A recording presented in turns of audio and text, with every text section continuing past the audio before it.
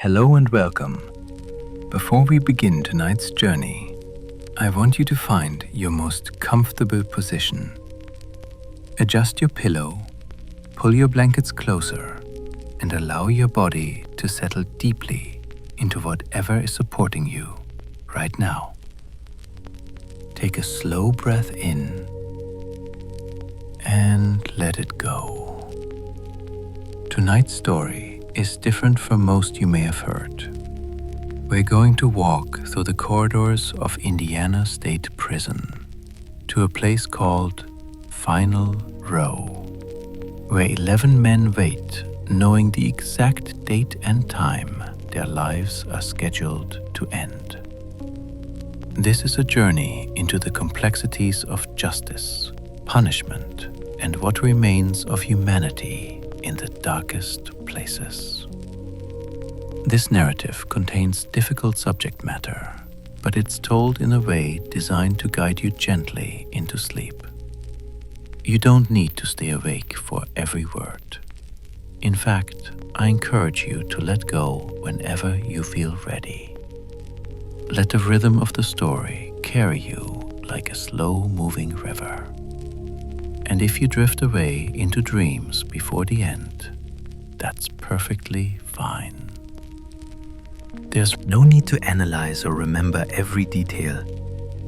Simply allow the words to wash over you like gentle waves upon a shore, each one bringing you deeper into rest. So close your eyes now, or let them grow soft and heavy. Feel the weight of your body against the bed. Notice how your breathing is already beginning to slow and deepen, matching the measured pace of what's to come. Tonight, we step into a world that few ever see, not to glorify darkness, but to understand the profound questions it asks of us all. Questions about justice, mercy, redemption, and what it means to be human. Let your mind settle. Let your shoulders drop. Let the tension of the day fall away. We're about to enter a place where time moves differently, where the weight of concrete and the echo of voices feel eternal. But you are safe here, in your bed, in this moment. Are you ready? Then let us walk together through these heavy steel doors. Somewhere in the heart of Indiana, 11 men are preparing for bed. But they know something you don't. The exact date and time their lives are scheduled to conclude. 5 years have passed since we last walked these corridors. Corridors where the weight of concrete and the echo of voices feel eternal. Indiana State Prison is a century-old fortress, its stones guarding stories the living have forgotten. Within its walls lies a section separated from all others, Final Row. Tonight we return to the House of the Condemned. We come to see what has changed and what remains of the men waiting there. Some seeking redemption in books, others carrying a cold indifference to the lives they took. From the sterile silence of an empty final chamber to the tireless vigil of a mother at the gate, we step back into a world where time stands still. Consider this before you drift to sleep. What is the price of justice? And what remains of a man when his days are numbered? The heavy steel doors are opening. Welcome back to Indiana State Prison. The morning was gray and quiet when he arrived. The kind of morning where sound travels differently, where voices seem to come from farther away than they should. Warden Ron Noel waited at the entrance, a man who had spent decades in this profession, who understood that authority here was less about power and more about presence.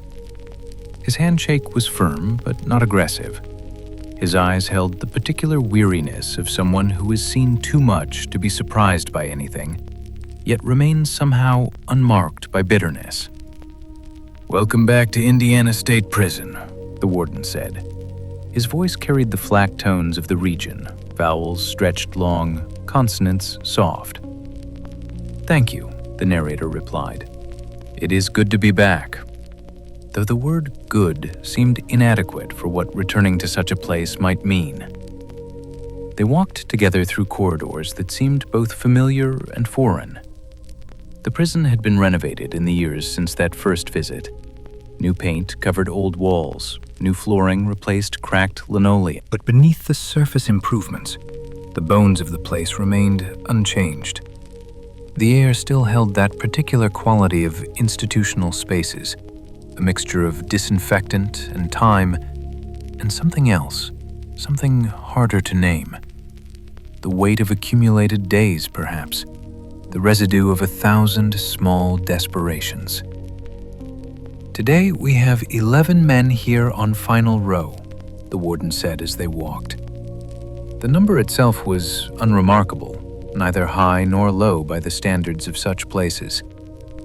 But each number represented a name, and each name carried a story that had ended in the worst possible way.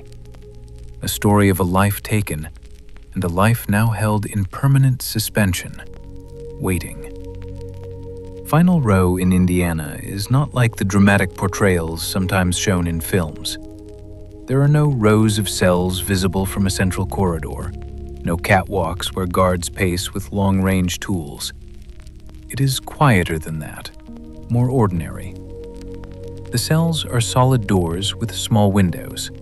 The men inside live largely in isolation from one another, though they can communicate through vents and by shouting, their voices traveling through steel and concrete in ways that create a strange kind of community, a fellowship of the condemned. "You might remember some of these men," the warden continued. "Fred Bear, Ben Ritchie." The names stirred memories. Fred Bear, who spoke with great feeling about many things, whose voice could fill a room. Ben Ritchie, younger, harder, a man who had ended the life of a police officer and carried that fact like a badge he could not remove. "Yes," the narrator said, "I remember them. There have been some new arrivals since your last visit," the warden added. "Mr. Gibson, for one." He paused, and in that pause lived something unspoken. Gibson was different, even in a place where difference was the common currency, where every man had crossed a line most humans never approached. Gibson stood apart. They came to the entrance of Final Row itself, a heavy door painted institutional gray with a small window reinforced with wire. Beyond it lay the actual cells where the condemned lived out their days. The warden produced a set of keys, old-fashioned metal keys that clinked together with a sound that seemed to come from another century. He unlocked the door. It opened with a groan of metal on metal, a sound both mundane and profound. "These are the actual cells of Final Row," the warden said, and they stepped through. The corridor was narrower than expected. The lighting was fluorescent and flat, casting no shadows. Each cell door was marked with a number: 102, 104, 106. Behind each door lived a man who had been judged beyond redemption by the courts of his state. Men who had ended lives, often with a brutality that defied comprehension. Men who had taken what could not be returned, who had severed the thread of another's life and in doing so had severed their own connection to the world beyond these walls. The silence here was different from other parts of the prison. It was thicker, more complete. When someone spoke, their voice did not echo as it did in the larger cell blocks. The sound was swallowed almost immediately, absorbed into the concrete and steel. It created an odd intimacy, as if conversations here existed in a bubble separate from the rest of the world. For 15 years, Ben Ritchie had lived in one of these cells. 15 years of knowing that one day, perhaps soon, perhaps not, he would be led down a different corridor to a different room, where his life would conclude according to law and schedule. He had been first in line for the final process, his appeals exhausted, his fate decided. Only one thing had saved him thus far: the medical supplies. Manufacturers of pharmaceutical products, companies whose business was the preservation of life, had begun refusing to supply the substances used in final procedures. It was a quiet rebellion, corporate rather than political, but its effect was absolute. Without the substances, final processes could not proceed. The men on final row found themselves in a strange limbo, still condemned, still waiting, but with their ends postponed indefinitely by the decisions of boardrooms far away. It was a strange kind of hope, fragile and uncertain. The companies might change their minds. New suppliers might emerge. Other methods might be considered. But for now, the final chamber stood empty, and the men on final row lived with a temporary reprieve. None of them quite knew how to process.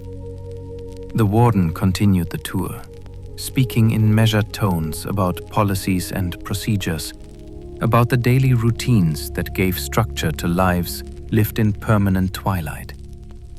Breakfast at 6 in the morning, lunch at 11, dinner at 4 in the afternoon, recreation time when allowed, showers every 3 days unless the prison was on restrictive status, visits tightly controlled and monitored, phone calls limited and expensive, the minutiae of incarceration, the way days were carved into manageable pieces so that time, which here moved both too slowly and too quickly, might be endured.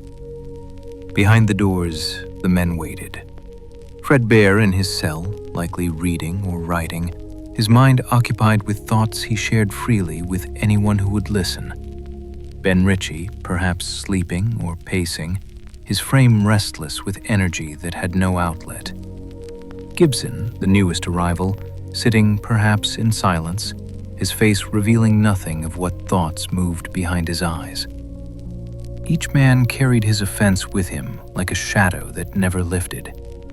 Each had stood in a courtroom and heard a judge pronounce the sentence that would define the remainder of his existence. Each had been led here, through these corridors, into these cells, and told that this place would be their home until the day they reached their end. For some, that day had seemed imminent.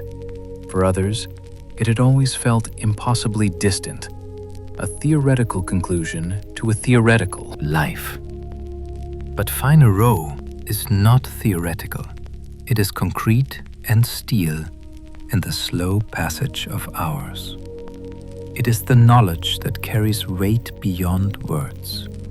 It is the understanding that society has looked upon what you have done and decided that your life has become forfeit, that the debt you owe can only be paid in the currency of your final breath. The tour concluded where it had begun, at the entrance to Final Row. The heavy door closed behind them with a sound of finality. The warden locked it with his old keys. In the silence that followed, the narrator found himself thinking about the men on the other side of that door. Men whose names he knew. Men whose offenses he had heard described in their own words. Men who were, despite everything, still human, still breathing, still thinking, still experiencing the passage of time in all its strange and intense slowness. There would be more visits in the days ahead, more conversations, more stories, more glimpses into lives lived at the extremity of human experience. And so the tour began, down corridors where stories older than stone waited to be told. There are moments in a man's life measured not in years or days, but in millimeters. For Benjamin Ritchie, half an inch of trajectory separated a long prison sentence from a date with his end. Half an inch, the width of a fingernail, the thickness of chance. The projectile had left the barrel of his tool at a speed that made thought impossible, made choice irrelevant. It traveled through air, through the space between one man and another, and entered the frame of a police officer on a street in Indiana.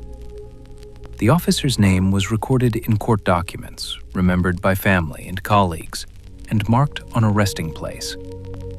The projectile struck him in a place that proved terminal. But according to Ritchie, if that same projectile had hit just half an inch lower, the officer would have survived. He would have recovered, returned to duty perhaps, lived to see his children grow. And Benjamin Ritchie would have faced assault charges, or attempted harm, or any number of offenses that carried long sentences, but not the final outcome. Half an inch. That was the measure of everything. Ritchie was younger than many on Final Row. Not young, exactly, but younger. He carried himself with a certain energy, a restlessness that had not been worn away by years of confinement. When he spoke, his words came quickly, tumbling over each other as if silence was something to be avoided at all costs. He smiled often, though whether from genuine humor or as a kind of armor was difficult to say. Perhaps both. Perhaps neither. 15 years he had spent in this place. 15 years of waking to the same walls, the same sounds, the same knowledge that his life existed in a state of permanent suspension. First in line for the final process, the warden had said. Ritchie knew this. Everyone knew this. His appeals had been exhausted one by one, each door closing with a sound like finality, until there were no doors left. He should have reached his conclusion by now, according to the original schedule. But the schedule had changed. The medical companies had stopped supplying the substances used for final procedures. It was not a political decision exactly. Or rather, it was political in the way that corporate decisions often are, quiet and absolute. The companies made substances to heal people, to extend life, to cure disease. They did not want their products associated with the final process. They did not want photographs of their bottles and vials shown on the news next to stories about men being put to their end. So they had stopped selling to prisons, stopped providing the means by which states carried out the final act. For Benjamin Ritchie, this meant something close to hope, though he was careful not to name it as such. He could get a date at any time, he said. The state could find new suppliers, could change its methods, could decide tomorrow to resume final processes. But for now, there was nothing. No substances, no procedures, no dates circled on calendars. Just waiting, which he had grown accustomed to. Just time, which moved differently here than it did anywhere else. What he hoped for, he said, was not freedom. That word had lost its meaning long ago. What he hoped for was transfer to the general population, to the larger prison where men served their sentences among others, where there was movement and noise and the possibility of something other than the profound isolation of Final Row. He wanted to live, even if that life meant decades more in prison. He wanted the chance to grow old behind bars, rather than reach his end young in a chamber built for that purpose. But hope is a complicated thing in a place like this. And so is memory. The last time the narrator had visited, 5 years prior, Richie had been allowed regular visits with family and friends. Those visits were precious beyond measure. The only time when touch was possible. When the barriers between the condemned and the world outside grew thin enough to almost forget. But 2 years ago, Richie had lost those visits, all of them. For 2 full years, he'd been denied the one thing that made confinement bearable. The reason was simple, told with a kind of defiant pride. He'd been having an intimate encounter in the visiting room. It was forbidden, of course, against every rule and policy. The visiting room was monitored, cameras in corners, guards watching. But there were blind spots, small spaces where frames could meet unobserved for moments at a time. And in one of those moments, Richie and his partner had found a kind of closeness that prison was designed to deny. He knew the consequences. He knew what he was risking. But he did it anyway. "It was worth it," he said, grinning. "The best minute and a half of my life." He laughed when he said this, a sound without bitterness. 2 years of isolation, 2 years without visits, without touch, without the presence of someone who chose to be there. And he called it worth it. Perhaps it was. Perhaps in a place where everything had been taken away, where choice itself was an illusion. The act of choosing something, anything, even something that would be punished, was its own kind of freedom. His partner, he said, was beautiful. Victoria's Secret model type were his words. Whether this was literal truth or the embellishment of memory did not particularly matter.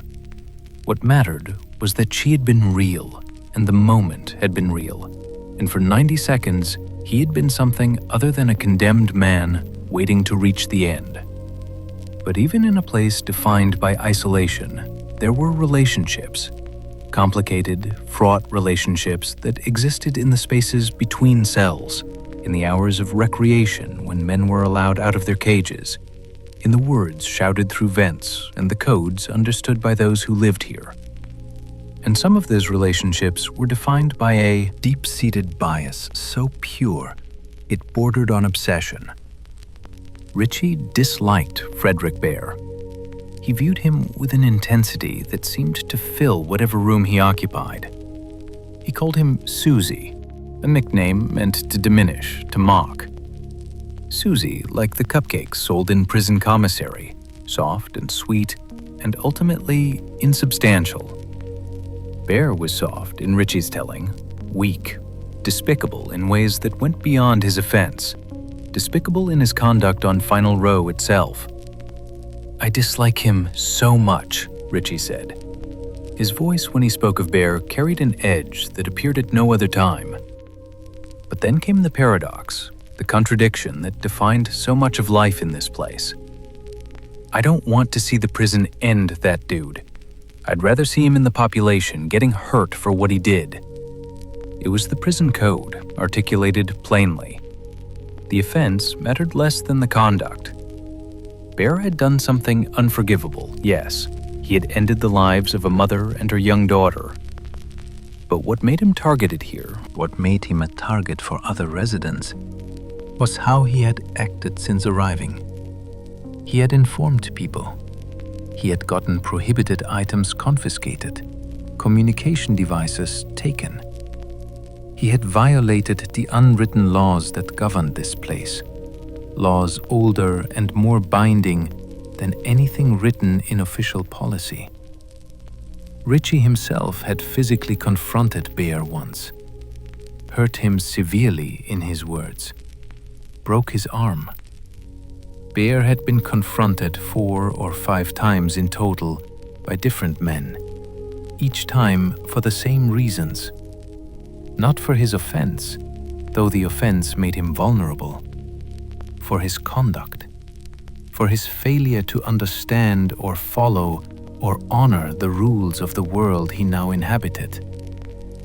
And yet Ritchie did not want him put through the final process.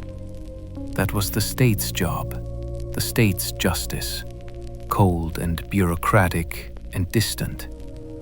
What Ritchie wanted was the justice of the yard, of population, of men taking matters into their own hands according to their own code. It was a strange kind of moral framework, internally consistent but foreign to those who had never lived within these walls. When asked about Gibson, the new arrival, Ritchie's demeanor changed. "That's a real repeat offender," he said. The emphasis was important. Real. As if there were gradations, levels, types. As if a man who had ended the life of an officer could look at another man and recognize something different, something more fundamentally broken. "Look at his case," Ritchie said. "That old man's been doing it a long time."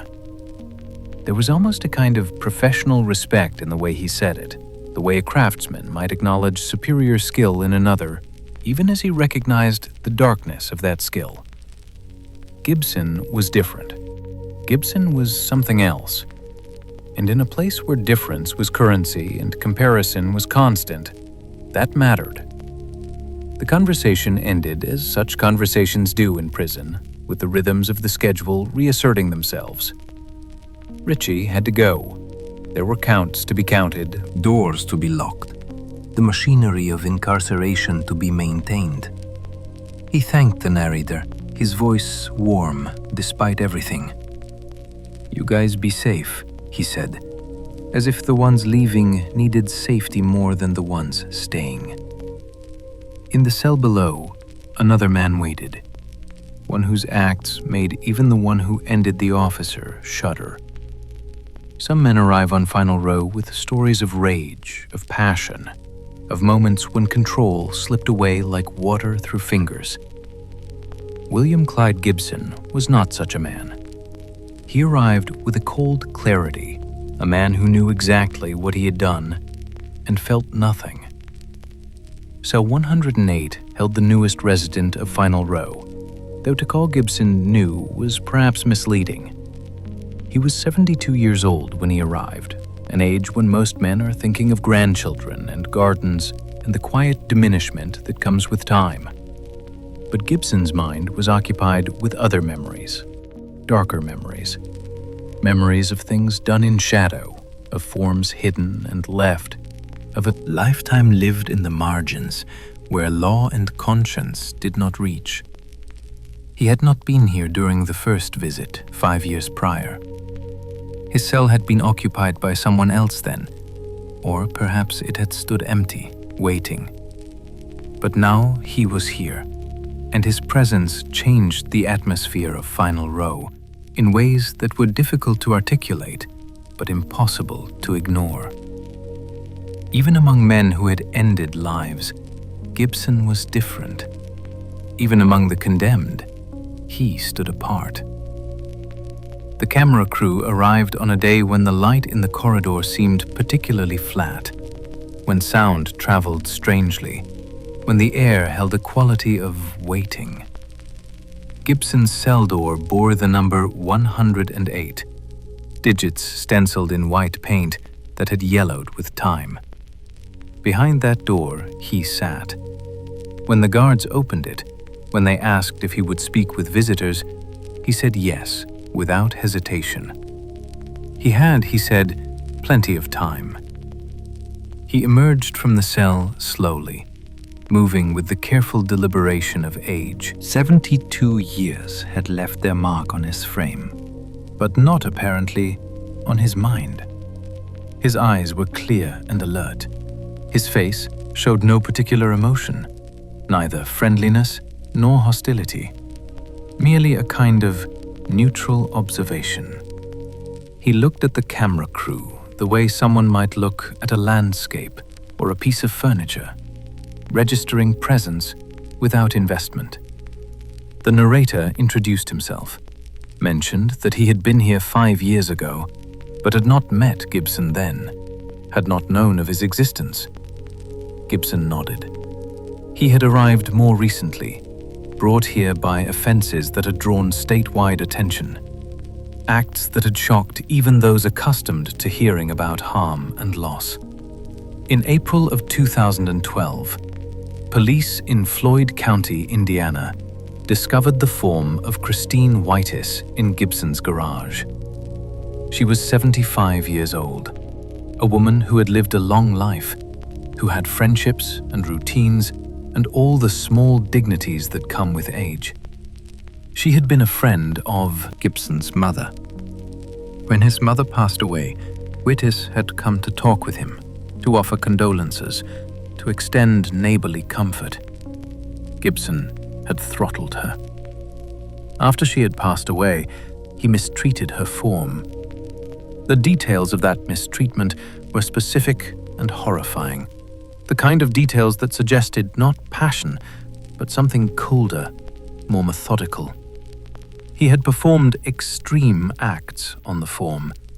He had posed for the frame. He had left her in his garage as if she were nothing more than an object, a thing without history or name. But Christine Whitis was not his only victim. The investigation that followed her passing uncovered others. In Gibson's backyard, buried in the earth he had tended, police found Stephanie Kirk. She was younger, a woman from nearby Charlestown who had gone missing. Medical examiners determined that her back had been broken before she reached her end. She had been throttled like Whitis. She had been buried like waste, like something to be hidden and forgotten. And there was a third victim, a cold case from a decade earlier. In 2002, the form of Karen Hodella had washed up on the banks of the Ohio River near Clarksville. For 10 years, her passing had been a mystery, an open file on a detective's desk, a photograph in a database. Now it was no longer a mystery. Gibson had ended her life too. 44 years old when she reached her end, a woman whose name Gibson would later admit he barely remembered. 3 women, their lives ended by the same man. 3 families left with grief that would never fully heal. 3 sets of questions that would never be completely answered. But even these 3 acts, intense as they were, represented only what the police had been able to prove. Gibson himself suggested there were others, many others. When asked how he got on with the other men on Final Row, Gibson's response was simple and chilling. "Fine," he said. "There's a couple of them I could end and wouldn't think a thing about it." The casualness of the statement was remarkable. No anger colored his voice, no particular emphasis, just a fact stated plainly, as one might comment on the weather or the quality of the food. The narrator pointed out the obvious, that perhaps saying such things was unwise. Gibson smiled slightly. "They know," he said. "I told them already. It's just what it is. I'm not going to lie about it." There was no bravado in his voice, no attempt to sound tough or dangerous. He was simply describing reality as he understood it. He could end his life again. He had done it before. The fact that he was in prison, that he was under constant surveillance, that his every movement was monitored and controlled, did not change the fundamental truth of what he was capable of. When asked if he had any regrets about ending up on Final Row, Gibson's answer came without hesitation. None. Not a flicker of doubt crossed his face. No qualification followed. Just that single word, absolute and final. The narrator pressed slightly, asking if he had any regrets at all about what he had done, about the path that had led him here. Gibson shook his head. "No. I know I'm a piece of garbage. I did the things I did, and I knew what I did. So it wasn't like I didn't know it was coming. There was something almost refreshing in his honesty, terrible as it was. He did not make excuses. He did not blame his childhood, or his circumstances, or the thousand small factors that shape a human life. He did not claim temporary loss of mind or diminished capacity. He had ended lives. He knew he had ended lives. He knew when he did it that what he was doing was wrong, was criminal, and would lead eventually to this cell and this fate. And he had done it anyway. The strangeness of hearing someone speak so matter-of-factly about their willingness to reach their end, about their acceptance of the final process, was profound. Most people spend their lives avoiding thoughts of the end, building elaborate mental structures to keep that final darkness at bay. But Gibson seemed to regard his passing as a simple fact, neither feared nor desired, merely inevitable. When it came right down to it, he said, he probably wouldn't want to go. That was obvious, natural. But he did not seem to be losing sleep over it. The conversation was brief. Gibson had agreed to speak, but had not promised length. The camera crew thanked him for his time and said they hoped to see him again before they left. Gibson nodded. "That'll be fine," he said. "You guys have a good one."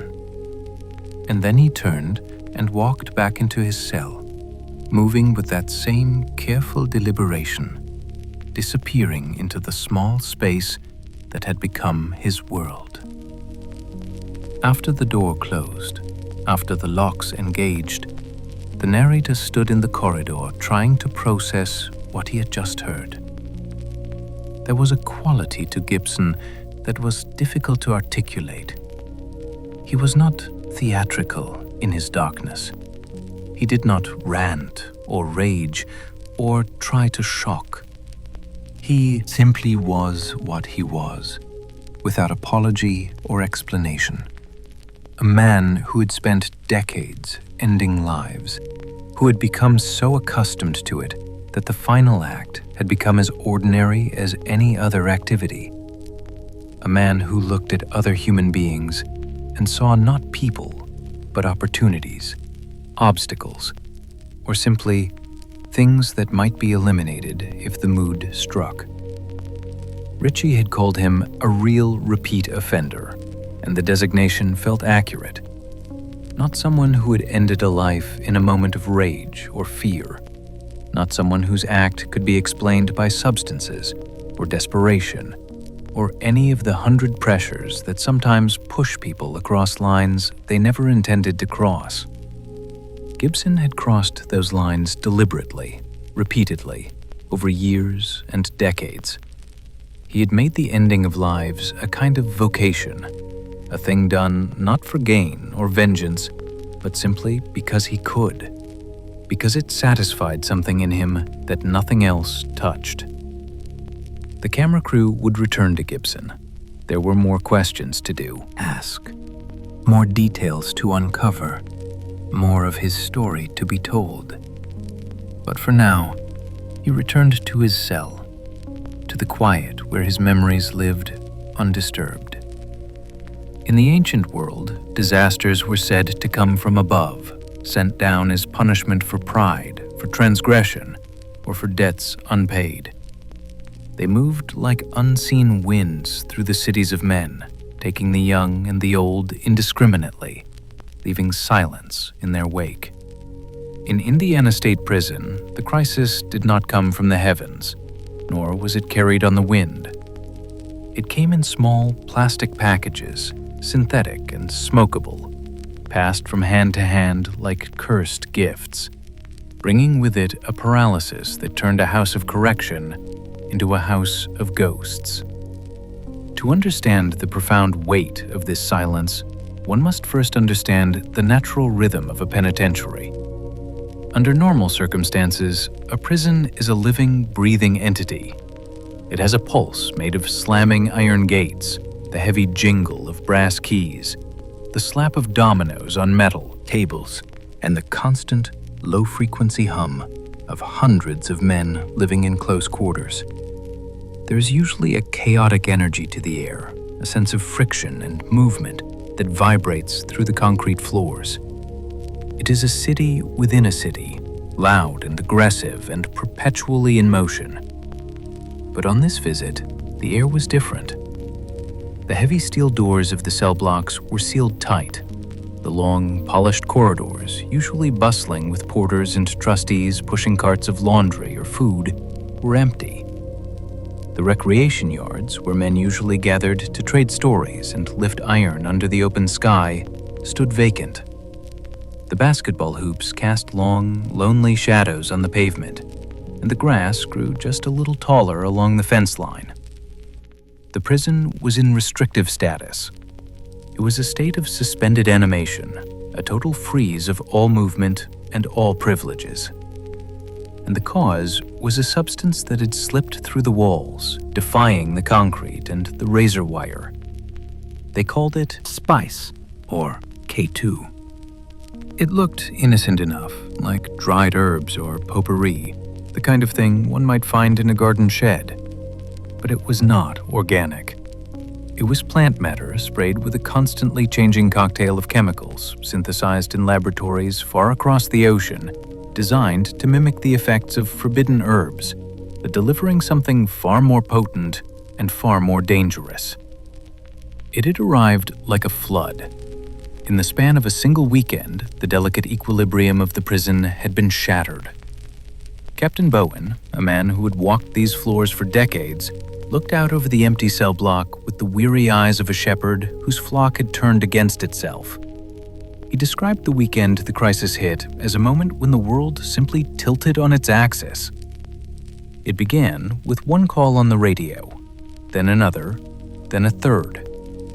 The code they use here is Signal 3000. It is the call for a medical emergency, a signal that a man is down and unresponsive. In a typical week, the medical staff might respond to a few such calls. A diabetic episode, a heart condition, a slip and fall. But on that weekend, the radio did not stop crackling. One after another, men began to fall. They fell in their cells. They fell in the day rooms. They fell in the showers. The substance hit them with the force of a sledgehammer. It did not merely intoxicate them. It short-circuited the electrical impulses of their brains. Men who were hardened, men who had stared down harm and long sentences without blinking, were suddenly reduced to trembling, seizing figures on the concrete floor. 40 souls. That was the number Captain Bowen recited, his voice devoid of sensationalism, carrying only the heavy burden of facts. 40 men had suffered from the substance in the span of 48 hours. The medical staff ran from cell to cell, their resources stretched to the breaking point, their gurneys rattling over the hard floors like the wheels of war chariots. The infirmary overflowed. The ambulances lined up at the sally port, their lights flashing in the night, a silent parade of the fallen. It was a mass casualty event, but there was no explosion, no fire, no riot. There was only the chemical silence of the substance, followed by the chaotic noise of the response. And then, finally, the imposed silence of the restrictive status. To stop the spread, the warden had done the only thing possible. He had stopped the world. Now, walking through the facility, the effect of that decision was absolute. We moved through a labyrinth of stone that felt abandoned. In Block C, 400 individuals who had ended lives sat behind solid steel doors, 24 hours a day. There was no movement. There was no sound of television sets or radios. The silence was thick, pressing against the eardrums. It was the silence of a library after closing time or a cathedral on a Tuesday afternoon, but stripped of all peace. This was a silence of waiting.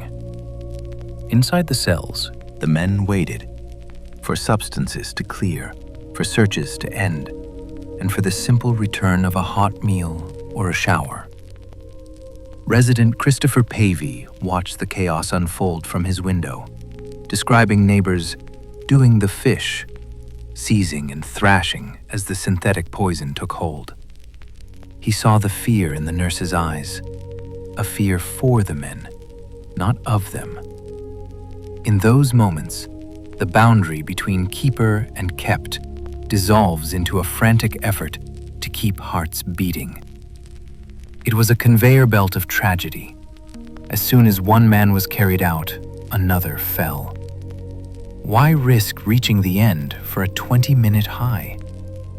Because prison is an absolute, rigid reality. The substance offered a $5 trapdoor out of the cell, a way to forget the sentence and the lost years. It was a gamble where the prize was oblivion, but the house always wins.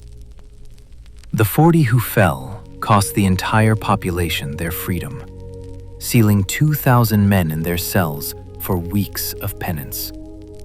The resulting restrictive status turned the fortress into a ghost town.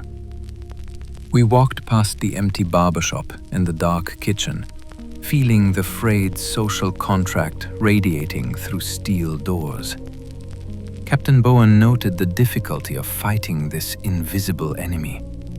Unlike a metal tool, this threat arrives hidden on a child's drawing or a legal letter, a chemical ghost slipping through the mail. The staff had to be vigilant in a way they never had before. They had to be chemists and detectives. They had to sniff the mail. They had to watch the eyes of the men for the telltale glaze of the synthetic high. It was an exhausting war of attrition. And in the medical ward, the beds were still full. The acute crisis of the weekend had passed, but the aftershocks remained. Men were recovering slowly, their minds foggy, their frames bruised from the falls they had taken. They lay in the white-walled rooms, staring at the ceiling, slowly returning to the reality they had tried so desperately to flee. The sheer logistics of the restrictive status were staggering. To feed 2,000 men in their cells required a military operation of carts and trays. To allow them to shower required a rotation that lasted 24 hours a day. The guards were working double shifts, their eyes rimmed with red, their patience worn thin. Yet, despite the tension, there was a strange calmness to it all. The prison had been brought to its knees, and in that posture, it had found a moment of stillness. It was not a peaceful stillness, but a frozen one. It was the stillness of a held breath. As we prepared to leave the cell block, a single sound broke the silence. Somewhere, deep in the tiers of cages, a man began to sing. It was not a song of protest, nor a song of joy. It was a low, mournful tune, perhaps a hymn, perhaps a blues song from a life left behind long ago. The voice echoed off the concrete, bouncing from steel door to steel door, carrying through the empty space. For a moment, the entire building seemed to listen. The song drifted through the tainted air, a reminder that beneath the substance use, beneath the harm, and beneath the uniform of the resident, there was still a human spirit singing in the dark. Then the voice faded. The silence rushed back in to fill the void, heavier than before. The tour continued, moving away from the general population blocks and toward the secluded, separate world of Final Row. There, the restrictive status was less noticeable, for the men on the row are always in a form of isolation. Their lives are defined by seclusion. They did not need a crisis to teach them about silence.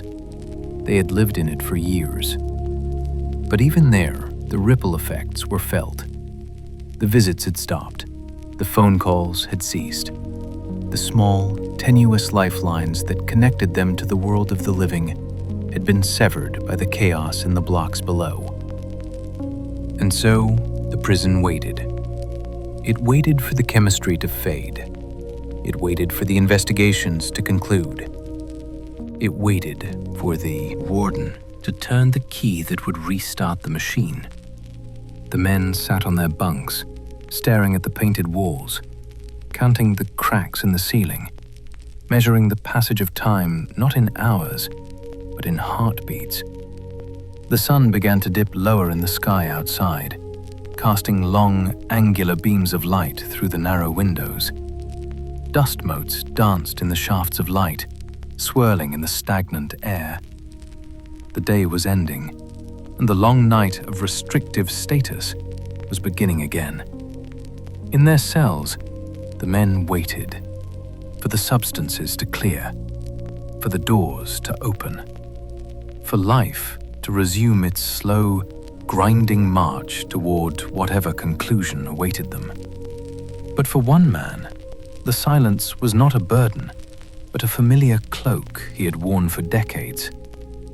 In the cell below, a man named Frederick Bear sat alone, disliked by all, waiting for a different kind of darkness to fall.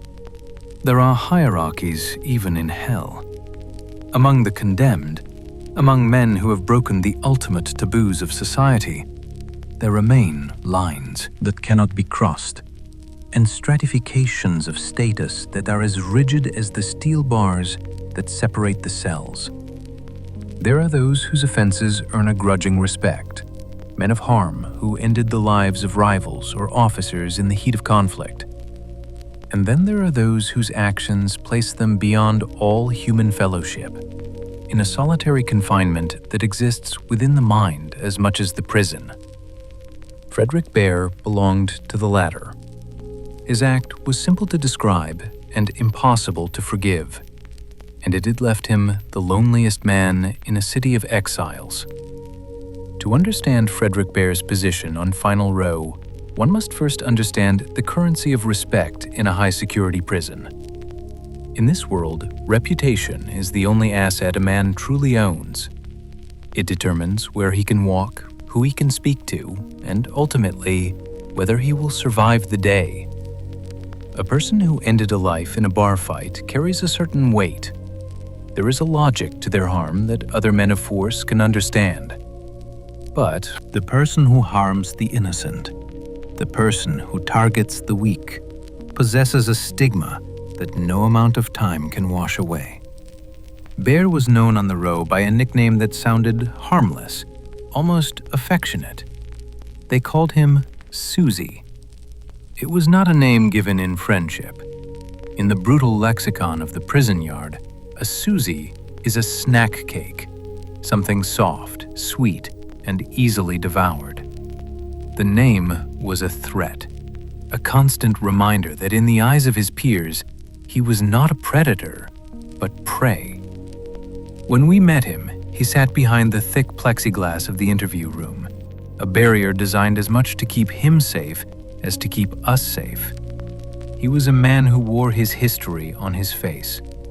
His right eye was scarred and damaged, the legacy of a physical confrontation by another resident, a physical receipt for the act he had committed. He spoke with a voice that was quiet, almost diffident, lacking the bravado of men like Benjamin Ritchie or the chilling detachment of William Clyde Gibson. Bear seemed smaller than the space he occupied.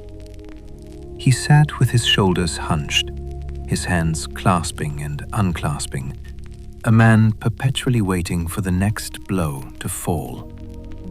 And on Final Row, the blows were constant, even if they were not always physical. He described a life of absolute siege. The other residents, separated from him by walls and bars, found ways to reach him. He spoke of food that could not be eaten because it had been tampered with, unpleasant fluids mixed into stews, sharp fragments ground into powder and sprinkled over bread. He had learned to eat only what came in sealed packages, to trust nothing that had been prepared by human hands. He spoke of the verbal assault that never ended. Every time he stepped out of his cell for a shower, every time he walked the corridor to the medical bay, the chorus would begin. The insults were specific and repetitive, a liturgy of dislike chanted by men who had themselves ended lives, yet found in Bear a moral inferior they could despise. In the depths of the prison system, there is a need for a moral floor, a monster to point to so that other men might feel like men. Frederick Bear was that individual, the vessel for the shame and rage of the condemned. His offense was born of a substance-influenced robbery gone wrong. Seeking funds for an addiction, he entered a home where a mother and her 4-year-old daughter were present. With grim practicality, he decided that silencing the witnesses was his only escape. "I ended both of their lives," he said. 6 words that extinguished 2 lives and forfeited his own. He thought it would save him, but the law has long arms. Now he is a damaged man, ground down by fear, knowing exactly where he stands. "If I go to population," he said, "I'm a goner." In a place where sharp tools are fashioned from toothbrushes, a bear's survival would be measured in minutes.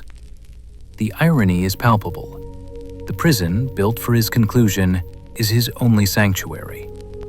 Safe only in his cage, he endures constant harassment and physical harm from neighbors like Benjamin Ritchie. "They want to end me," he said simply.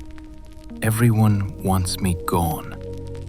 When his voice cracks, a pathetic loneliness shines through, the son only a mother could still love. His story forces a difficult question. Can we feel pity for one who showed no pity? To look at Bear is to see a person in pain, but the image of the mother and child remains an immovable barrier to compassion. The narrator felt this conflict rise within him. It is easy to dislike the abstract idea of one who ends the lives of children. It is harder to sit 3 feet from a man with sad eyes and a broken spirit and feel nothing but dislike. The humanity of the offender is an inconvenient truth. It complicates the narrative of justice. If he were a monster with scales and fangs, it would be easy to destroy him. But he was a man, afraid and alone, and that made the business of punishment infinitely more heavy. Bear seemed to understand this. He did not ask for forgiveness. He did not claim he was innocent. He merely asked for survival. He wanted to live, even in this hell he had created for himself. He wanted to wake up tomorrow and eat his sealed food and sit in his cell. It was a small, narrow ambition, but it was all he had left. "Sometimes," he said, looking away toward the gray wall of the room, "I think reaching the end would be a better relief. Just to stop looking over my shoulder, just to stop the waiting." But he did not truly mean it. The survival instinct is deep, deeper than guilt, deeper than shame. He would cling to his life, miserable as it was, until the state came to conclude it. As the interview drew to a close, the guards stepped forward. The ritual of restraint began. The handcuffs clicked onto his wrists. The shackles were attached to his ankles. He stood up, a slow, shuffling movement, the chains clinking with a sound that has echoed in dungeons and prisons for thousands of years. He did not look back at us as he was led away. He walked with his head down, his eyes scanning the floor, the posture of a man who expects the ground to open up beneath him. He was returning to the row. to the jeers, to hatred, to the cell that was his home and his final location. We watched him go until he disappeared through the heavy steel door at the end of the corridor. The door slammed shut with a finality that vibrated in the floorboards. Frederick Bear was gone, returned to his storage container. But the unease he left behind lingered in the room. His story was a reminder that justice is not always a clean, bright line. Sometimes it is messy. Sometimes it looks like a broken man in a cage, tormented by his peers, waiting for an end that comes too slowly. Outside the interview room, the prison continued its routine. The keys turned, the radios crackled, and somewhere, on a schedule determined by the warden and the guards, the time for restrictive status was ending. The long weeks of silence were about to break. The 40 souls who had suffered from the substance were recovering. The chemicals were fading from the blood of the population, and the administration had decided it was time to open the doors. For most men, this meant a return to the yard, to the phone, to the sun. But for Frederick Bear, it meant the danger would rise again. For him, the open door was not a promise of freedom, but a threat. But that is the nature of the prison. The gears turn, indifferent to the fears of the individuals caught within them. The restrictive status was lifted. The recreation hour was approaching. And for 4 hours, the men on final row would step out of their cells and into the cage, to walk, to talk, and to remember what it felt like to move. The bear would stay inside. He would listen to their footsteps. He would listen to their voices. And he would wait. And so the day shifted. The stagnant air of the restrictive status began to stir. The anticipation of movement rippled through the block. The doors were preparing to unlock, revealing the next chapter of life behind the walls. A chapter of borrowed freedom and the complex social dance of the recreation yard. After 35 days sealed in concrete boxes, the doors finally opened. Not to freedom, there was no such thing here, but to 4 hours in a larger cage.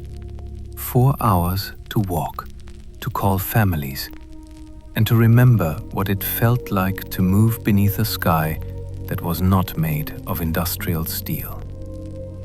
The lifting of a prison restrictive status is a gradual process, a slow awakening of a machine that has been stalled for a month. It begins with the heavy, rhythmic clacking of the central control panel, a sound like a giant mechanical heart beginning to beat again. One by one, the electronic locks on the final row gallery disengaged. The sound of 400 steel deadbolts sliding back in unison created a thunderous echo that vibrated through the floor and into the bones of every man waiting inside. For 5 weeks, the men of the Indiana State Prison had been confined to their cells 24 hours a day. They had eaten their meals from plastic trays slid through a slot. They had exercised in the narrow 6-foot space between their bunk and the facility. They had lived in a world that had shrunk to the size of a closet. But now, the air was moving again. The recreation period on final row is a strange and choreographed ritual. Unlike the general population, where hundreds of men spill out into a massive yard, the men on the row move in a small, tight-knit group. There were only 11 of them. As they stepped out from their cells, they did so without the heavy iron shackles that usually defined their movements. For these 4 hours, they were allowed the dignity of walking unencumbered. They were free to move within the confines of the final row unit, a a space that was entirely off-limits to staff during this time. It is a rare moment of autonomy in a life governed by total control. During recreation, guards retreat behind glass and steel barriers. The residents are left to their own devices, governed only by the internal code they have established among themselves. It is a period of borrowed freedom, a phrase that carries a bittersweet weight in a place where time is the only commodity and the end of the road is always in sight. Benjamin Ritchie was among the first to step out. He moved with a certain athletic grace, his frame eager for the simple act of walking a straight line longer than 8 feet. For Ritchie, the end of the restrictive status meant one thing above all else: the telephone. He made his way to the wall where the silver phones hung, their long metal-coiled cords glinting under the fluorescent lights. The telephone is the most precious object in the prison. It is the only bridge to the world of the living, a thin wire that carries the voices of mothers, daughters, and friends. To be cut off from it for 35 days is a form of psychic starvation. As Ritchie picked up the receiver and punched in his code, his posture changed. The hardened exterior of the condemned man softened. He was no longer a resident in a cage. He was a son, a partner, a human being connected to a home he would never see again. He spoke in a low, quiet voice, his words lost in the hum of the unit. There is a profound intimacy in these calls. Men who have committed the most intense acts imaginable speak with a tenderness that would surprise those on the outside. They talk about the weather in the city, the progress of a niece in school, the small, mundane details of a life they can no longer touch. These conversations are the anchors that keep them from drifting away into the absolute darkness of their circumstances. While Ritchie and others crowded the phones, the recreation yard itself remained a scene of measured activity. This was not a yard in the traditional sense. It was a large, high-ceilinged room with heavy wire mesh for walls, allowing the cold Indiana air to circulate. It was a cage within a cage. Some men walked laps, their sneakers squeaking on the polished concrete. They moved with a steady, relentless pace, as if trying to walk their way out of the prison itself. Others sat at the metal tables, their hands folded, watching the dust motes dance in the shafts of gray light that filtered down from the high, narrow windows. But there was one cell door that remained closed. Behind the steel of cell number 105, Frederick Bear stayed in the shadows. He did not come out for recreation. He did not come out for the phones. He knew that the end of the restrictive status for others meant the beginning of a higher level of danger for himself. In the closed ecosystem of Final Row, the 4 hours of recreation were hours of vulnerability for a man like Bear. Since the guards were not present on the floor, the internal justice of the residents reigned supreme. Ritchie, taking a break between his calls, spoke candidly about why Bear remained hidden. It was not merely the act Bear had committed, though the loss of a mother and child was a weight that could never be lifted. It was also Bear's conduct within the walls. In the prison code, what you do inside the fence is often more important than what you did outside. Ritchie explained that Bear was an informant, a man who traded information for protection, who got prohibited items confiscated and made life harder for the others. He informed everybody, Ritchie said, his voice flat and devoid of sympathy. He's got people in trouble who are just trying to survive. Out here, you live by a code. You don't cross that line. Ritchie admitted, with a casualness that was unsettling, that he had physically confronted Bear before. He had waited for a moment of transition and hurt Bear's arm. It was not a matter of rage, but a matter of maintenance, a way of enforcing the boundaries of their small, isolated society. The legal system had judged Bear and sentenced him to reach his end. But that was a distant, abstract thing.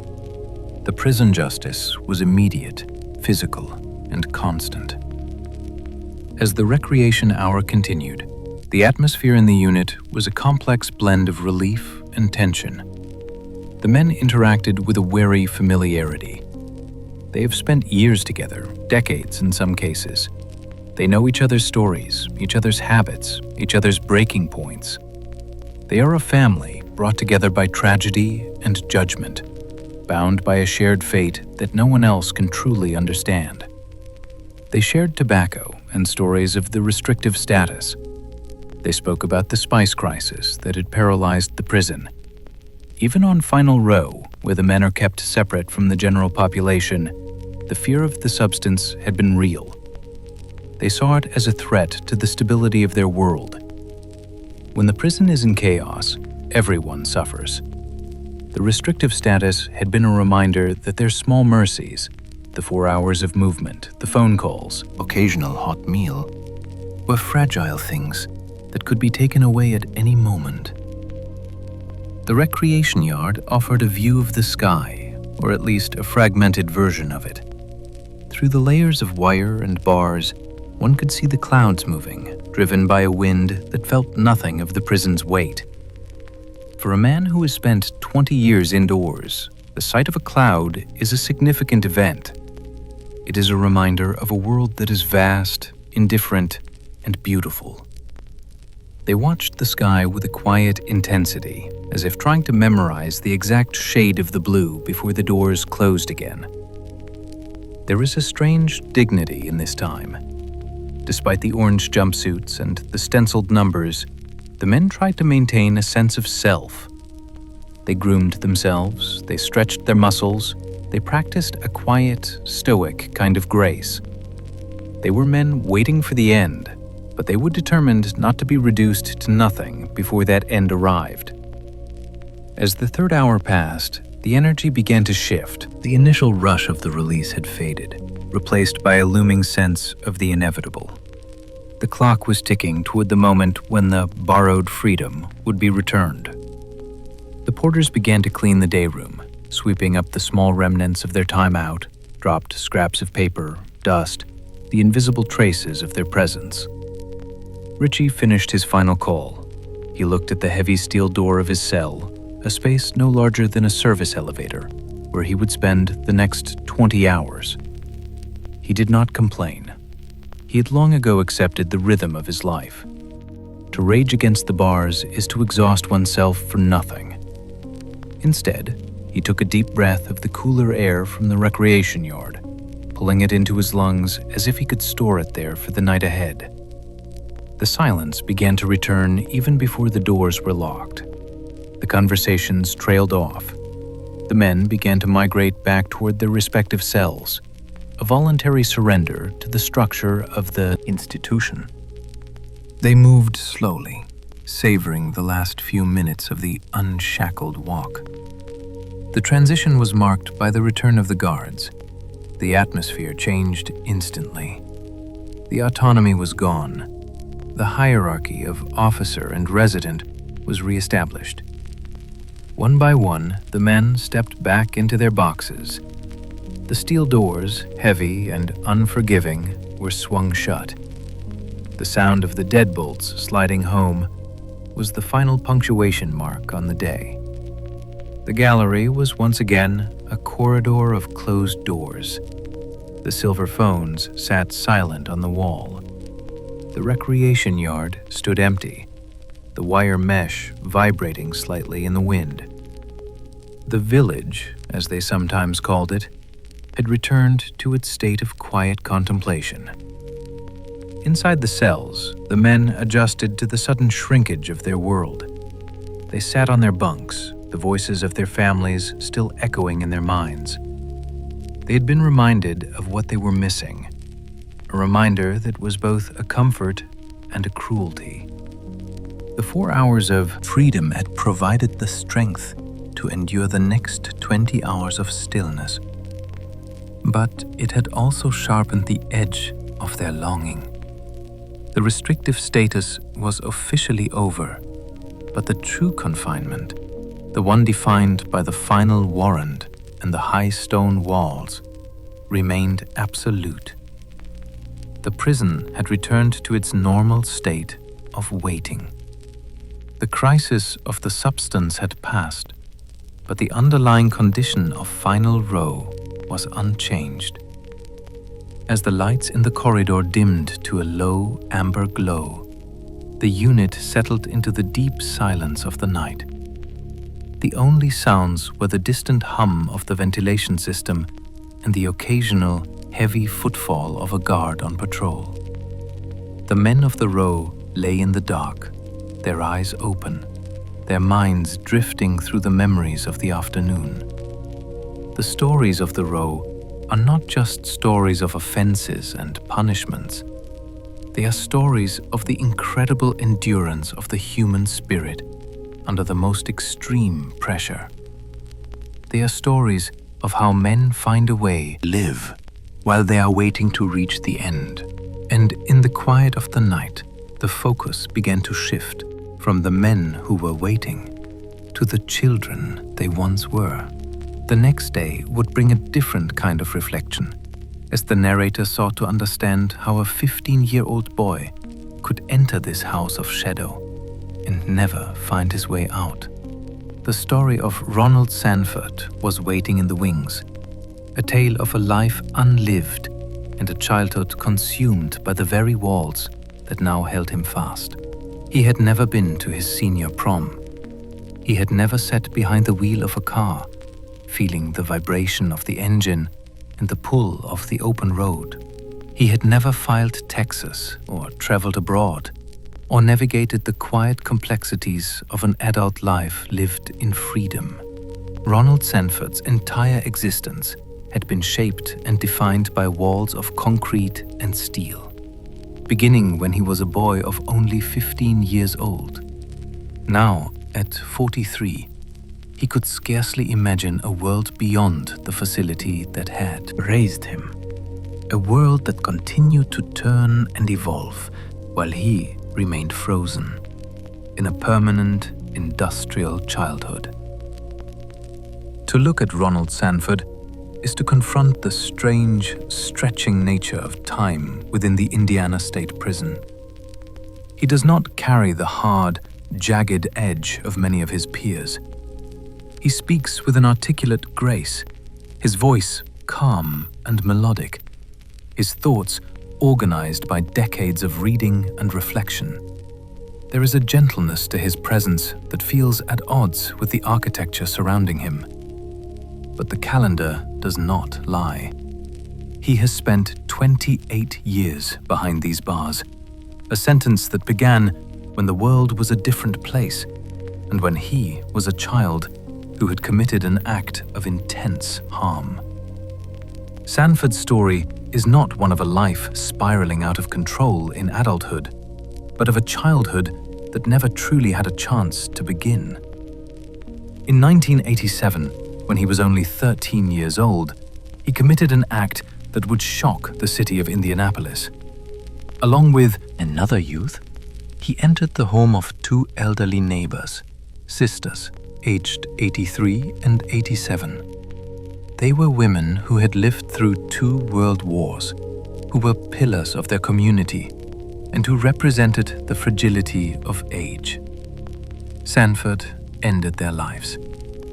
He did not just end them, he harmed them severely. The motive was as small as the act was large. He wanted money for the fare, a few dollars to spend on rides and lights and the fleeting joy of a summer afternoon. For that, 2 lives were extinguished, and his own life was effectively ended before it had reached its midpoint. He was sentenced to 170 years in prison.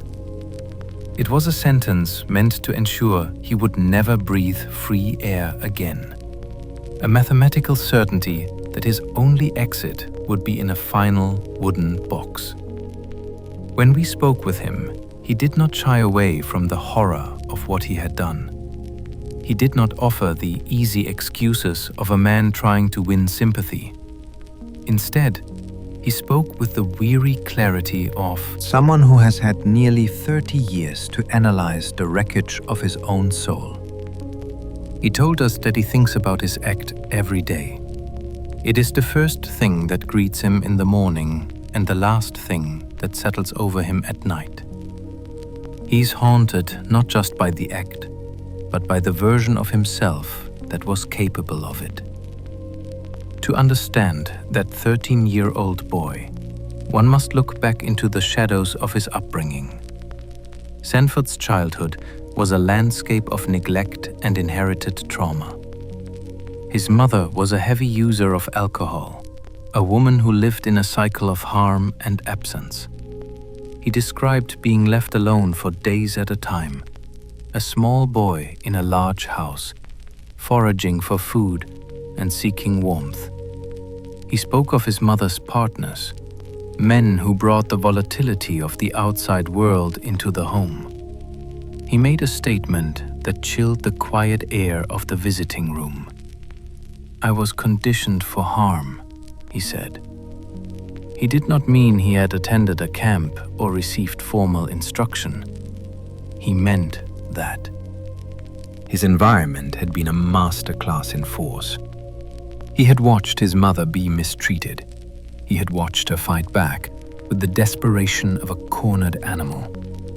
He had learned, through the simple, brutal observation of a child, that problems were solved with force, that respect was earned through fear, and that the world was a place where you were either the hammer or the anvil. He was a child who mimicked the only adults he knew. When he stood in the home of those two elderly women, he was not acting as a man with a moral compass. He was acting as a product of a broken machine. The tragedy, of course, is that the victims of his mimicry were innocent, and the price of his training was paid in their loss. Entering a high-security prison at 15 is a unique kind of displacement. Sanford described the early years as a blur of terror and adaptation. He was a boy among men, a child in a place where weakness is a scent that draws predators. He had to grow up instantly, but it was a stunted, artificial growth. He learned the rules of the yard before he learned the rules of a workplace. He learned the nuances of prison politics before he learned the nuances of a romantic relationship. Yet, somehow, within this harsh environment, Sanford began to cultivate a life of the mind. He turned to books as a way to transcend the concrete. In his cell, he built a library of the soul. He spoke of Nelson Mandela with a reverence that suggested he found a kindred spirit in the long walk to freedom. He filled notebooks with quotes, with philosophy, and with his own observations on the nature of justice and mercy. He educated himself, turning his cell into a classroom where he was both the teacher and the student. There was a profound irony in his intellectual development. Had he remained in the world he was born into, it is unlikely he would have found the path to this level of self-reflection. The prison, in its cruel and absolute way, provided the stability and the silence he needed to grow. But it is a growth that has no outlet. He is a highly intelligent, deeply reflective man who is trapped in the frame of a condemned resident. A man whose wisdom can only be shared with other men in jumpsuits, or with the occasional visitor through a plexiglass screen. The question of juvenile justice hangs heavy over his story. When he was sentenced to 170 years, the legal system in Indiana and across much of America was focused on the idea of the super predator. There was a belief that some children were simply born broken, that they were beyond redemption, and that the only safe course of action was to discard them. They were treated as adults in court, judged by the standards of adults, and discarded into adult prisons. But science and the law have shifted in the decades since Sanford entered these walls. We now understand more about the developing brain, about the way trauma at a young age can rewire the circuitry of empathy and impulse control. We recognize that a 13-year-old boy is not a finished product, but a work in progress. The Supreme Court has begun to rule that mandatory long sentences for juveniles are a form of improper punishment, acknowledging that children have a unique capacity for change. Sanford is the living embodiment of that capacity. He is not the boy who entered the prison in 1989. He is a different man entirely. But the law is a slow and heavy thing, and his 170 years remain a formidable wall between him and the outside world. He watches the news, he sees the legal shifts, and he waits. He waits for a door to open that has been locked for a quarter of a century. His daily life is a study in discipline. He rises early. He reads. He writes. He participates in whatever programs are available. He maintains a relationship with his mother, a complex and fragile bond that has survived her own journey toward recovery and redemption. They are two people who have spent their lives trying to repair the damage they did to each other and to the world, separated by miles of highway and layers of security. When his mother visits, they do not talk much about the offense. They talk about the present. They talk about the books Ronald is reading. They talk about the small daily victories of staying sane in an insane place. He spoke of her with a quiet pride, noting that she had been in recovery since 1992. They are aging together, one on the inside and one on the outside, both of them haunted by the same summer afternoon in 1987. As we walked away from the interview, Sanford stood to be restrained, the familiar ritual of his life. He did not look like a man with 170 years on his shoulders. He looked like a librarian, or a teacher, or a neighbor you might pass on the street.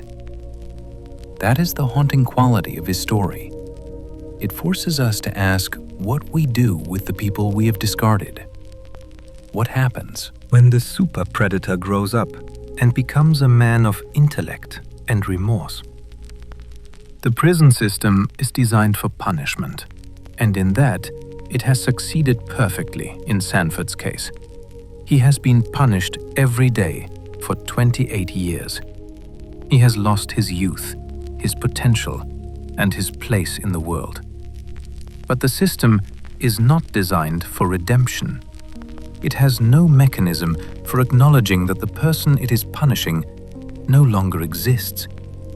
Sanford returned to his books, to the quiet of his cell, and to the quotes of men like Mandela, who believed that no one is beyond the reach of grace. He finds comfort in the words, even if the world they describe is one he may never see. He is a man living a life unlived, a ghost in a machine that has no memory of the child it once swallowed. Outside, the prison grounds remained still, the tall fences glinting in the afternoon sun. The story of Ronald Sanford is a quiet tragedy, a reminder of the lives that are lived in the margins of our awareness. But not all stories in this place are quiet. Not all men seek redemption through books and philosophy.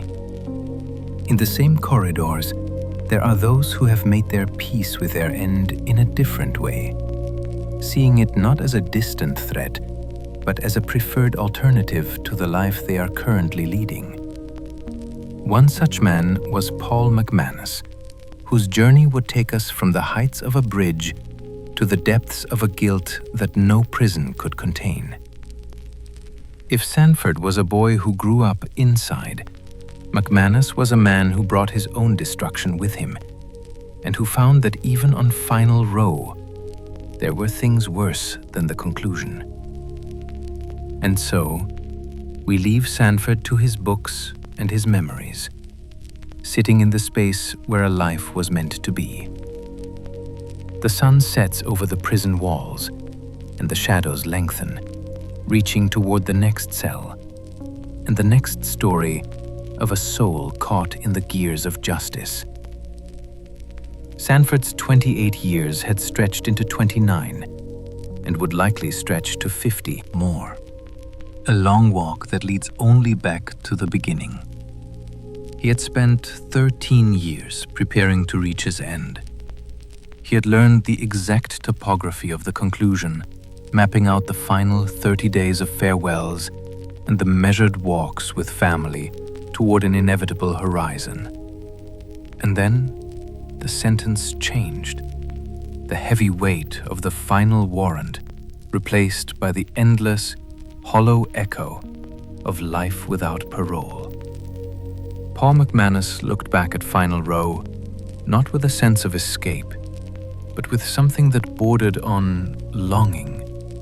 For he had discovered that in the architecture of punishment, there are fates far more grueling than the end of a heartbeat. To walk into the world of Paul McManus is to enter a narrative defined by the absolute collapse of a human soul. He does not carry the cold, predatory air of William Clyde Gibson, nor the adaptive, intellectual resilience of Ronald Sanford. McManus carries a grief that is physical, a visible burden that bows his shoulders and slows his speech to a rhythmic, mournful cadence. He is a man who lived through a nightmare of his own making, and who now finds that the state's decision to keep him alive is the ultimate form of retribution. His story began in 2001, in a moment when the domestic world he had built dissolved into a sudden, sharp-edged reality. It was a morning in Evansville, Indiana, that began like any other, until his spouse informed him that she was filing for legal separation. For many, such a moment is a catalyst for sorrow or anger, but for McManus, it was a fracture in the very foundation of his existence. He described the day as a slow descent into a psychological fog, a gathering storm that clouded his reason and left only a desperate, distorted need for a final, collective peace. By that evening, the storm had broken. In a state of profound despair influenced by substances, McManus ended his family's lives. He ended the lives of his spouse and his two young daughters, Lindsay and Shelby. Act was not one of malice in the traditional sense, but of a man who believed the world was ending and sought to take his world with him. He spoke of it not as an act of force, but as a failed attempt at a group departure, a tragedy where he was the only survivor of a pact he had made in the silence of his own mind. After the lives of his spouse and children were extinguished, McManus sought his own end. He drove to the Twin Bridges, soaring 17 stories above the dark, churning waters of the Ohio River.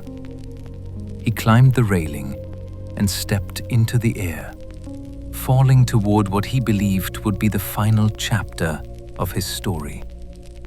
But the river did not take him. He survived the fall, a rare and cruel twist of physics that left him broken in frame, but alive to face the consequences of his actions.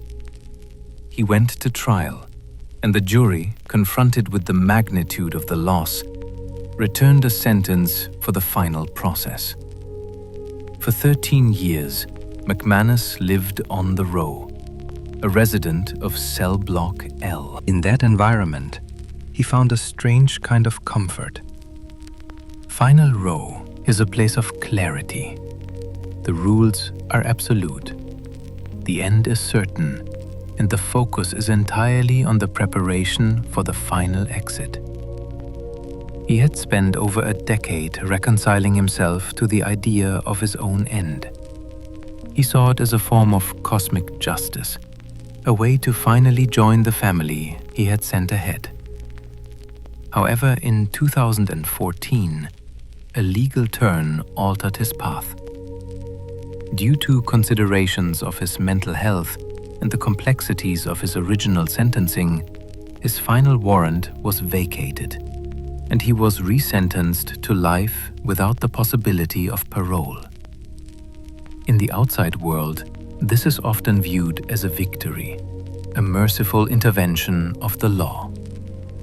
But to Paul McManus, it felt like being cast out of a lifeboat back into a stormy sea. He spoke with a profound, quiet sincerity about the mixed emotions that attended his move from Final Row to the general prison population. On the row, he was afforded a measure of dignity, his finality. The state provides a 30-day window before the end, a period of closure where a man can say his final words, touch his remaining loved ones one last time, and leave the world with a sense of completion. Now, that window had been boarded up. He realized that he would die in this prison, perhaps decades from now, and there would be no farewell, no final walk, no moment of communal recognition. "I'll reach my end, and I won't get to say nothing," he whispered, his eyes fixed on a point far beyond the walls of the visiting room. "If I could go back today, I would."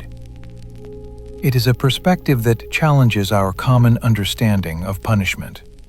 We often view the final process as the ultimate price, and life imprisonment as a lesser, more humane alternative. But McManus argued that for a man consumed by guilt, life is the heavier sentence. To remain in the general population for 40 years, surrounded by the noise and the friction of thousands of other lives, while the memory of what he had done played on a loop in his mind, was a punishment he found almost unbearable. His guilt is not a thing he visits occasionally. It is the atmosphere he breathes. He wears his victims on his frame, quite literally. He showed us his tattoos, the names and likenesses of Lindsay and Shelby, and the image of his spouse. They are permanent memorials that he sees every time he looks in a mirror or washes his hands. They are a daily reminder of the life he destroyed and the trust he betrayed. He described the pain of these memories as a physical ache, a pressure in his chest that never quite goes away. "I'm responsible," he stated, his voice steady and devoid of the defensive posturing common in prison interviews. "It hurts me every day. I tried to conclude us all so we would all be together. Now I'm the only one left here." In the general population, McManus is a man apart. He does not participate in gang politics or prohibited trade. He moves through the corridors like a ghost, a man who has already departed the world in spirit, but whose frame refuses to follow. He finds the chaos of the larger prison blocks overwhelming. On Final Row, there was a quiet, a respect for the gravity of one's situation. In the general blocks, there is only the grinding, mundane reality of time being served.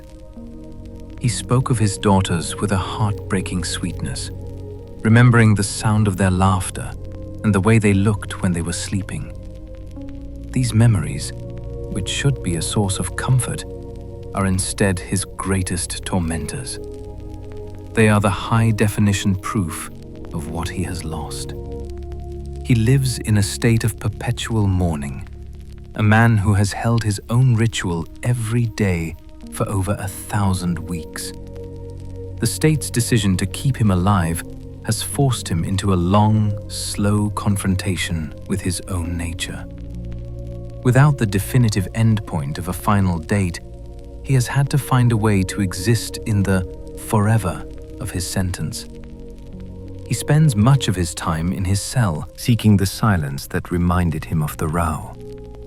He avoids the conflicts of the yard. He is a man who wants nothing from the world and who feels he has nothing left to give it.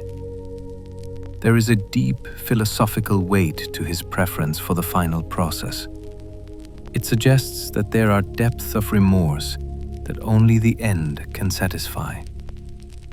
For McManus, the final process was not a threat, but a promise of resolution. By removing that promise, the legal system has extended his suffering, forcing him to witness his own slow decay in a place that has no room for the kind of peace he seeks. As we spoke, the rhythmic sound of the prison continued around us. The distant shouting of orders, the clatter of metal trays, the constant, low hum of the ventilation system. These are the sounds of his future, a soundtrack that will play for the rest of his natural life. He looked tired, not with the sleepiness of the weary, but with the exhaustion of a man who has been fighting a battle with his own mind a quarter of a century. His story serves as a somber reflection on the nature of justice. If the goal of the system is to inflict pain, then life without parole for a man like McManus is a staggering success. But if the goal is something else, restoration, or perhaps simply the closing of a book, then his current state is a lingering, unresolved chord. He is a man caught between two worlds, unable to return to the life he had and unable to reach the end he desires.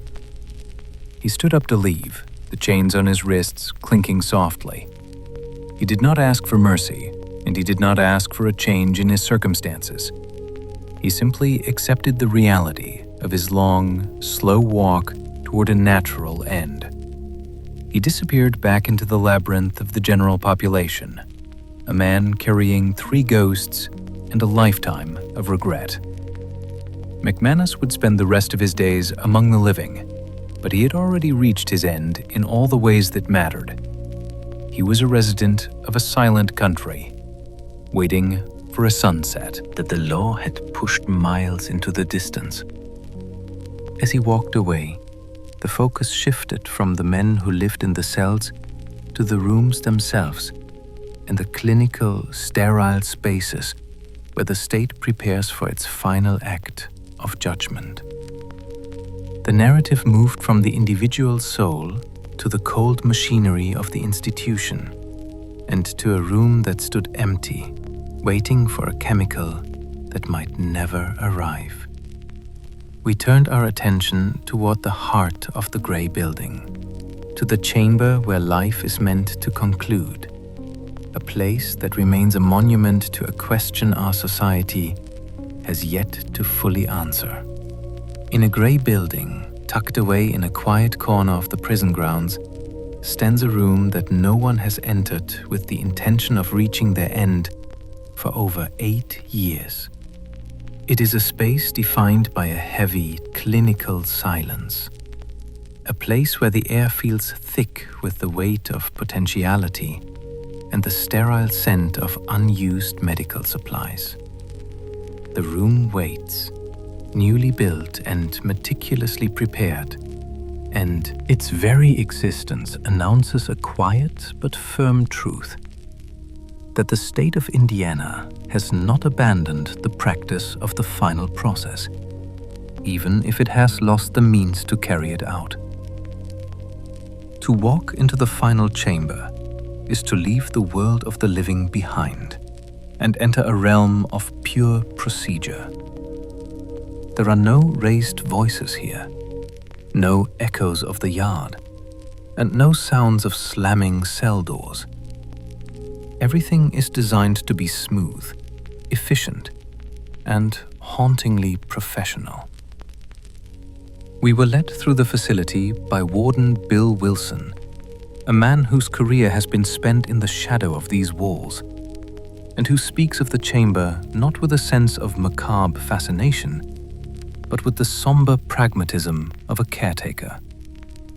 The building is modern, a stark contrast to the century-old brick and sandstone of the main prison. It is lit by soft, recessed lights that cast no shadows. As we moved through the corridors, the warden explained the architecture of the space. It is designed around the concept of separation. In the final moments of a life, the state seeks to compartmentalize the experience, ensuring that those who watch do not collide with those who mourn.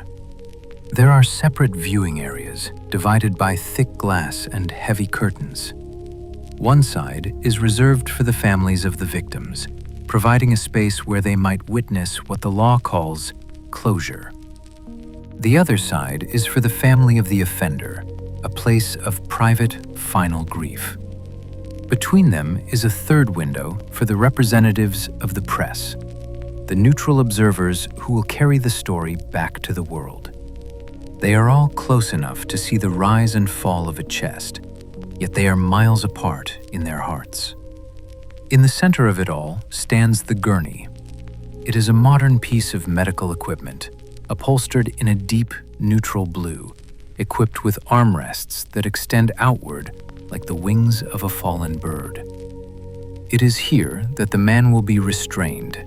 It is here that the medical lines will be started. The room is painted a soft, nondescript gray, a color chosen to be calming, or perhaps simply to be invisible. The paradox of this room is that while it is perfectly prepared, it remains a monument to a stalled machine. For nearly a decade, the state of Indiana has been unable to carry out a final process. The reason is not a change in the law, nor a sudden shift in public opinion, but a matter of logistics. The pharmaceutical companies that manufacture the substances used in final procedures have, one by one, refused to supply them for the purpose of ending a life. They do not wish for their products, designed to heal and to preserve life, to be associated with the clinical administration of the end. This global boycott has created a strange and lingering pause. Across the nation, final rows are full, chambers are ready, but the chemical keys to the process are missing. It is a moment where the moral complexities of the outside world have reached through the prison walls and seized the gears of the system. Warden Wilson spoke of this standstill with a measured neutrality. He noted that society as a whole is currently unsure of where it stands on the matter. We are a nation that still keeps the final process on the books, that still builds new chambers and sentences men to reach their end. Yet we are also a nation that finds itself increasingly uncomfortable with the actual mechanics of the act. We want the judgment, perhaps, but we are hesitant about the execution. There is an ongoing debate about the alternatives. In some corners of the country, there is a push to return to older methods, the final squad, the gas room, or even the electric chair. We asked the warden if Indiana would ever consider bringing back the chair. His response was firm and immediate. "Absolutely not," he said. He explained that anyone who has ever participated in the process, anyone who has been tasked with the awesome and terrible responsibility of carrying out a final warrant, would defend against a return to such forceful methods. The medical procedure was supposed to be the humane answer, a way to make the end look like sleep. To go backward to the lightning and the smoke of the chair would be, in the eyes of the prison staff, a descent into a past they have fought hard to leave behind. They prefer the sterile, quiet weight of the empty chamber over a return to the visceral brutality of the 20th century. The chamber itself feels like a stage waiting for a play that has been indefinitely postponed. Every piece of equipment is checked and rechecked. The medical pools are polished. The telephones that connect the room to the governor's office and the Supreme Court are tested to ensure they dial out without delay. The staff undergoes regular training. walking through the steps of the final watch so that they do not forget the rhythm of the procedure. It is a strange and heavy burden for the men and women who work here. They are not practitioners of the final process by trade. They are corrections officers, administrators, and nurses. They live in the same communities as everyone else. They go to the same grocery stores, and they take their children to the same parks. But they are also the people who must, when the substances finally arrive and the warrants are signed, step into this gray room and carry out the will of the state. Wilson spoke of the toll this takes. To participate in a final process is to carry a mark that never quite fades. It is something they do not talk about at the dinner table. It is a weight they carry together, a secret bond shared by those who have stood in the silence of the chamber when the curtains were drawn. They are on the brink of possible change, waiting for a legislative decision or a new source of medication. But for now, they exist in the midst of the not yet. The room announces the weight of Indiana's history with the final process. It is a history written in the records of the men who have passed through similar doors before. As we stood in the viewing area, looking through the glass at the empty gurney, it was impossible not to think of the men we had met on the row. Benjamin Ritchie, William Clyde Gibson, Frederick Bear. They are the names on the list. They are the men for whom this room was built. If the substances were to arrive tomorrow, the silence of this building would be replaced by the frantic, controlled energy of the final countdown. The lights would stay on through the night. The phones would be manned by lawyers and clerks.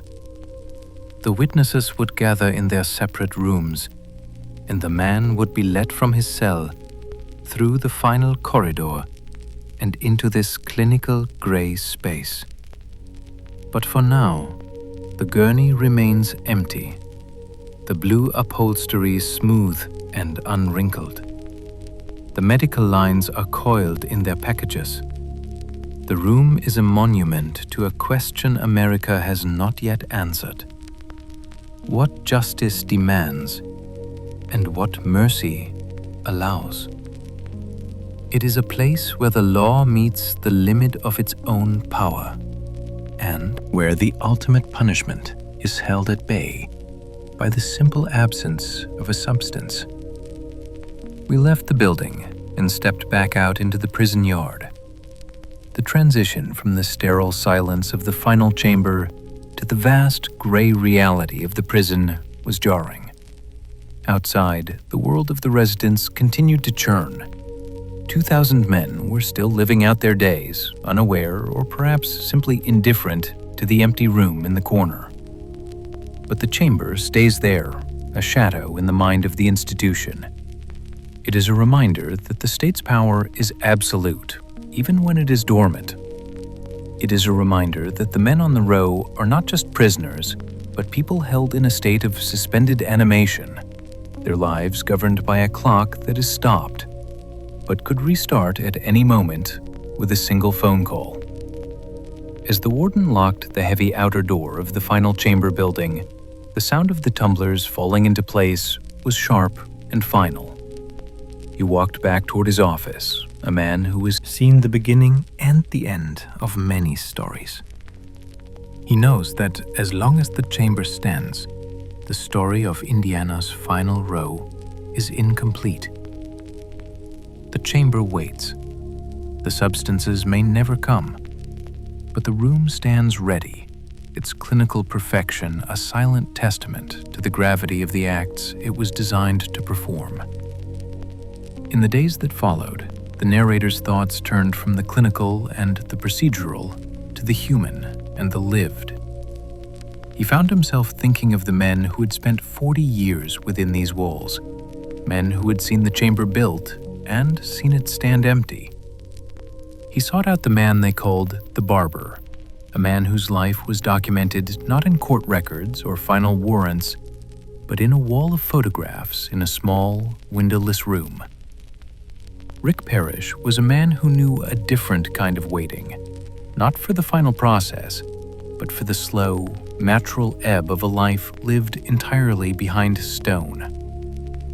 And so, we move from the room where life ends to the room where life is, meticulously recorded, one haircut and one conversation at a time.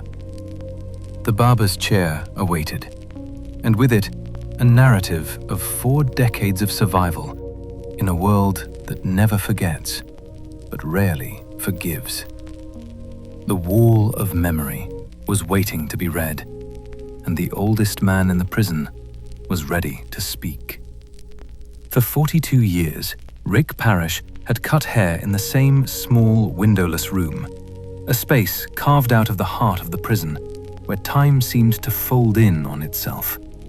42 years of the rhythmic snip of scissors and the low drone of quiet conversation, where gang members, career offenders, and corrections officers all sat equal in his chair, surrendered to the steady hand of the man with the shears.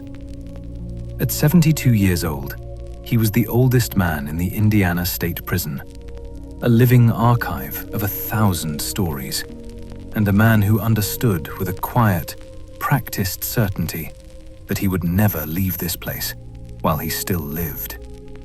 The prison barbershop is a rare geography within the walls, a neutral territory where the usual frictions of the yard are smoothed away by necessity and tradition.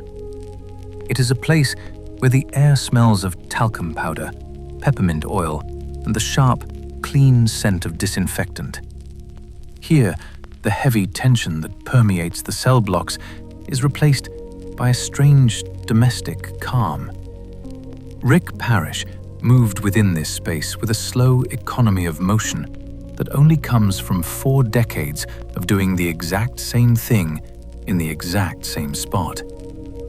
He was a man of medium height, with hair the color of polished pewter, and eyes that had seen the entire world of the prison change, while he remained remarkably still.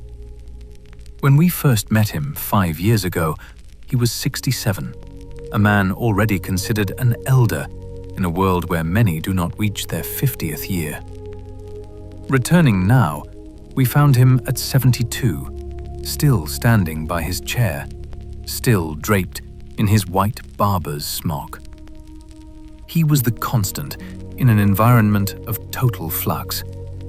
He had outlasted wardens, chaplains, generations of guards.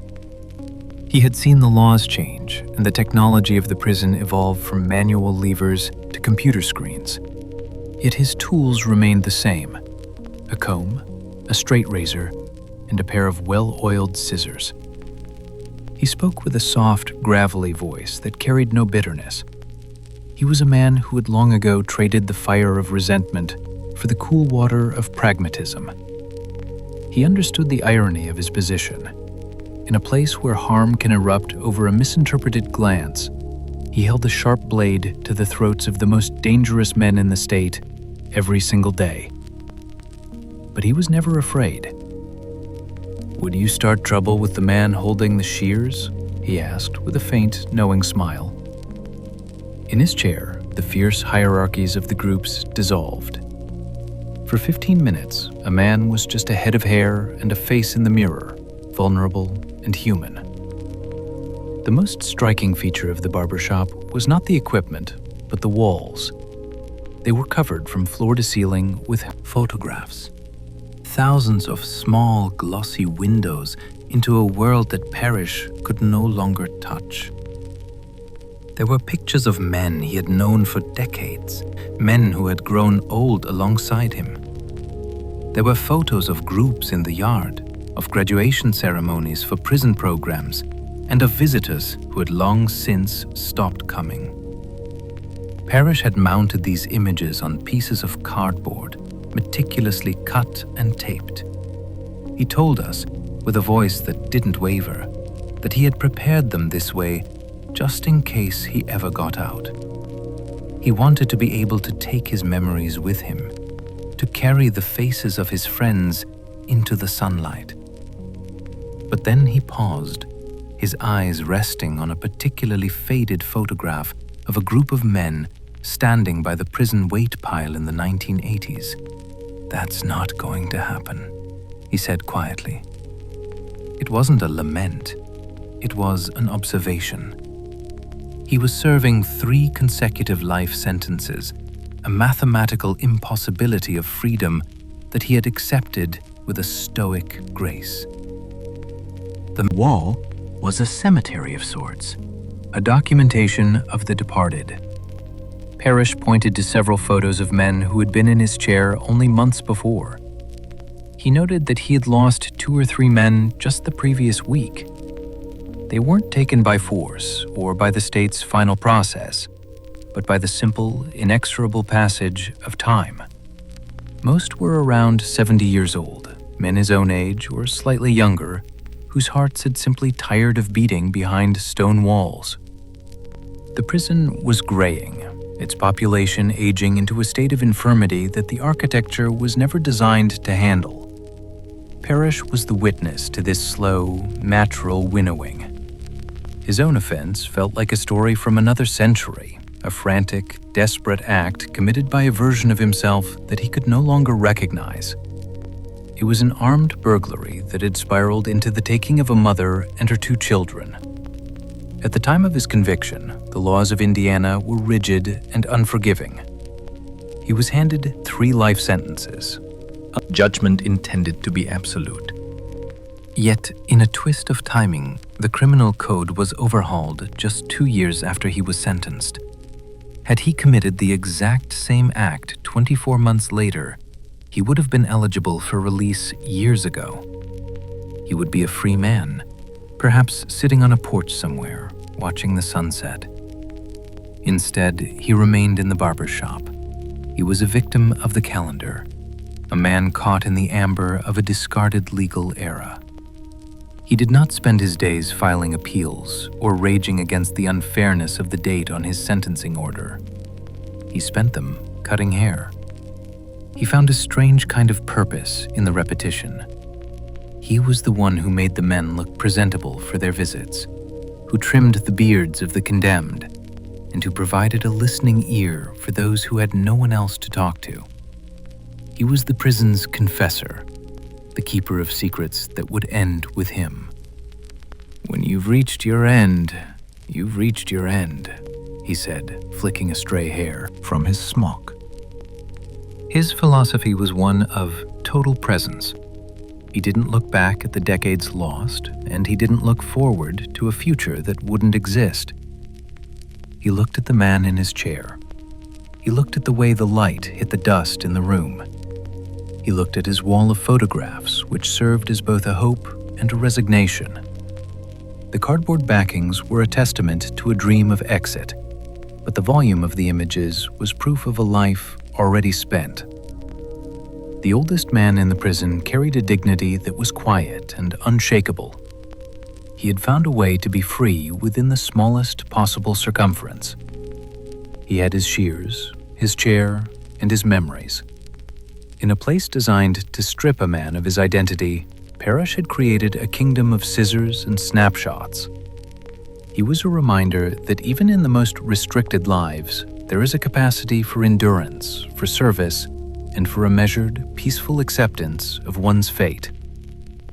As we prepared to leave the barber shop, the light in the room seemed to soften, the afternoon sun struggling to penetrate the thick, reinforced glass of the high windows.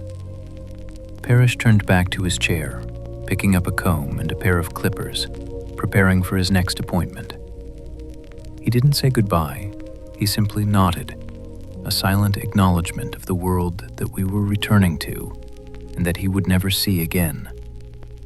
He would continue to stand there, day after day, year after year, until his hands grew too shaky or his own heart decided it had seen enough.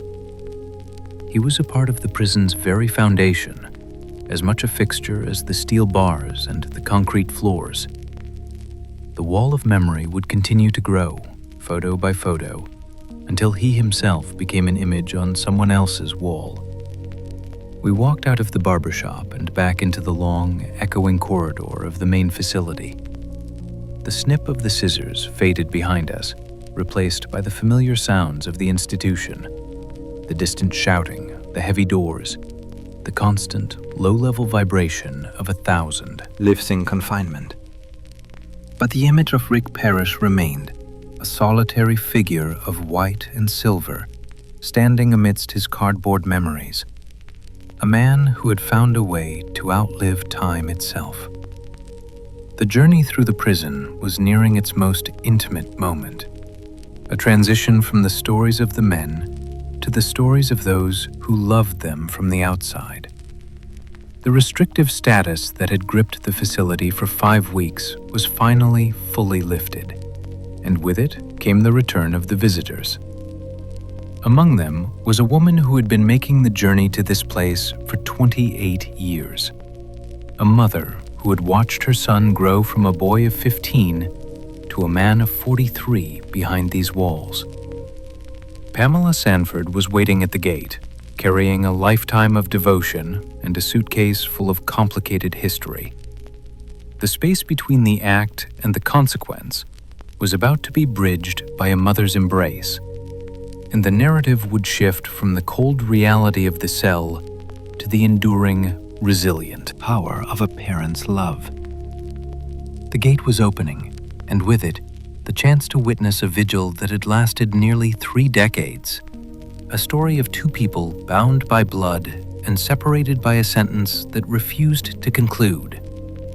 For 28 years, Pamela Sanford had made the journey, through the relentless gray of Indiana winters and the heavy, humid heat of Midwestern summers, through holidays celebrated in waiting rooms and ordinary Tuesdays that blurred into decades. She came. Her son had been a boy of 15 when the prison took him, and she'd been a different woman then, a woman lost to the fog of alcohol and the sharp edges of a violent, chaotic life. But time had performed a slow, quiet miracle upon them both, and though a wall of glass and wires stood between them, she had never once stopped coming. The lifting of a 5-week restrictive status in a maximum security prison is felt most acutely not by the men inside, but by the families who waited the gate. For 35 days, the connection had been severed. No phone calls had traveled across the wires. No letters had been exchanged. No faces had been seen through the thick, scratched plexiglass of the visiting room. The silence of the prison had extended into the homes of those on the outside, a hollow period of worry and waiting. But today, the gates were open again, and among the first to arrive was Pamela. To see Pamela Sanford is to see the physical embodiment of endurance. She moves with a quiet dignity, her face a map of the 28 years she has spent in the shadow of her son's sentence. She carries no bitterness, only a soft, radiant kind of patience. She is a woman who has reached a state of peace that few ever find. A peace forged in the fires of a past she no longer hides from. She sat in the visiting room, her hands folded on the table, waiting for the door at the far end of the hall to open and reveal the man she still sees as her child. When Ronald Sanford entered the room, transformation of their relationship became visible. There was no shouting, no dramatic display of emotion, only a deep and resonant exhale. They sat across from one another, and for a moment, they simply looked. The 28 years that separated the boy who committed an act of harm and the man who sat there now seemed to dissolve in the light of his mother's gaze. Ronald spoke of her with a reverence that was profound. He noted that she'd been in recovery since 1992, a date he recites with the same precision others might use for a birth or a wedding. "I couldn't be more proud of her," he said, his voice carrying a warmth that softened the harsh lighting of the room. Their history is a complex tapestry of pain and redemption. Pamela does not shy away from her role in the tragedy that unfolded in 1987. She admits that during Ronald's childhood, she was a ghost in her own home, consumed by an addiction that left her son to navigate a world of violence and neglect alone. She was the one who inadvertently provided the conditioning he spoke of, not through instruction, but through the brutal reality of the life she led. She was the victim of force, and he was the witness, a child learning that the world was a place of shadows and strikes. When Ronald made the statement that he was conditioned for harm, it was a revelation that reached Pamela through the media, a sharp reminder of the debt they both still owe to the past. She remembered the day of the act with haunting, sensory detail. She spoke of sitting on the back of a vehicle, watching the forensic teams move through the neighborhood, unaware that the child she had left at home was the one they were searching for. "There was nothing there that made me know he was the one," she whispered. The shock of his arrest and the subsequent 170-year sentence had fallen upon her like a horrible rainstorm, a deluge that washed away the person she had been and forced her to find a new way to exist. In the decades since, they have built a new world together, one letter and one visit at a time. They have a rule of sorts, an unspoken agreement to avoid the darkness of the act itself. They do not dwell on the why or the how of that summer afternoon. Instead, they focus on the now. They talk about the books Ronald is reading, the philosophies he's studying, and the small daily efforts to be better than the day before. They are two people who have performed a long, slow surgery on their own souls, removing the rot of the past and replacing it with a quiet, mutual devotion. Pamela's faith is her anchor. She believes, with a conviction that defies the mathematical certainty of a 170-year sentence, that prayer will one day bring her son home. She watches the news for changes in the law, her ears tuned to every mention of the Supreme Court and its evolving stance on juvenile sentencing. She knows that the world is beginning to see children who end lives not as finished monsters, but as works in progress who were interrupted by tragedy. She holds on to the hope that the legal system will eventually catch up to the man her son has become. The love between them is a rare thing in a place like this. Many men on the row or in long-term confinement see their visitors disappear after the first 5 years. The world moves on, families grow apart, memories fade. But Pamela has remained a constant. She's the North Star in Ronald's sky, the one point of light that never flickers. Her presence is a reminder that he is still tethered to humanity, that he is someone's son, and that he is worthy of a love that asks for nothing in return. As the visit drew to a close, they were allowed a brief moment of physical contact. In a high-security setting, such moments are highly regulated, but they carry a weight that is almost spiritual. They embraced, a mother and a son, separated by glass and wire, and nearly 3 decades of iron-hard reality. In that embrace, the 170 years and the high stone walls and the razor wire seemed to vanish. For a few seconds, there was only the width of a hand between them, and the warmth of a bond that the state of Indiana could not break. Ronald watched his mother walk toward the exit, her small frame disappearing through the heavy doors. He would return to his cell, to his books, and to the quiet of his own mind. But he carried the scent of her with him, a reminder of the world outside and the woman who refused to let him go.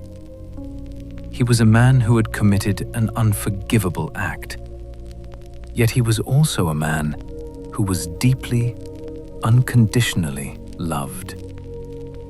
Pamela walked out into the parking lot, the evening air cool against her face. She would drive home, and she would begin the wait for the next Tuesday, and the next Tuesday after that. She is a woman who has turned a life of chaos into a life of vigil. A mother who has found her own redemption in the act of never turning away. The gate closed behind her, the heavy sound of iron on iron marking the end of the day's journey. But while the story of the Sanfords was one of a slow, agonizing climb toward the light, there were other stories in the prison that remained rooted in the cold, dark depths of the human psyche. The narrator turned his attention back to cell 108, where the silence was not the silence of peace, but the silence of a void. William Clyde Gibson was waiting for his second interview, and this time he had promised to speak without the presence of guards, away from the watchful eyes of the row. He was ready to pull back the curtain on a lifetime of shadows, to speak of the frames that had never been found, and the rush that came from a cold, calculated force. If Pamela Sanford represented the endurance of love, Gibson represented the absolute absence of it, and the next hour would be a journey into a darkness that no mother's prayer could ever reach. And so, we leave the mother and the son in the space between their meetings, and we move back toward the heart of the prison, to the small, spare interview room where the repeat offender sat waiting. The confession was coming, and with it, a chilling glimpse into the mind of a man who believed he had no humanity at all. The light was fading, and the shadows were growing long, reaching out to touch the secrets that Gibson had kept for a lifetime. The interview room was small, spare, and stripped of all comfort, a box of gray light where the air seemed to stand still. William Clyde Gibson entered without ceremony, his movements fluid and relaxed, as if he were walking into a kitchen to pour a cup of beverage, rather than a room where he would recount the end of dozens of lives. He sat down, folded his hands atop the table with a terrifyingly steady grip, and began to speak with the casual, conversational tone of a man discussing the weather, peeling back the layers of a life lived in absolute defiance of human empathy. To listen to Gibson is to confront a specific kind of emptiness, a void that is not filled with rage or madness, but with a profound and chilling indifference.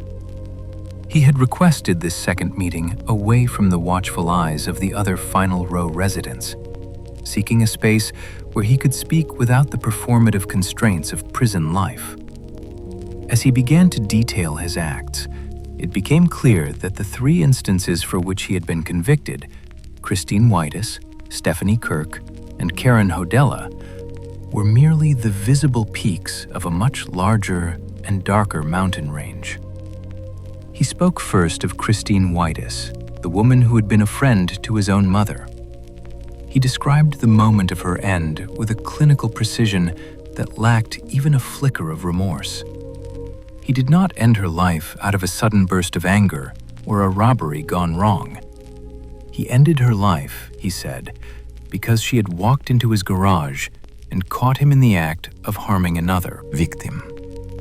It was a matter of logistics, a tactical decision to eliminate a witness, followed by a post-mortem cruelty that he described with a sickeningly light-hearted shrug. He admitted to the mistreatment not as an act of passion, but as a curiosity, a desire to see what he could do to a human frame once life had been drained from it.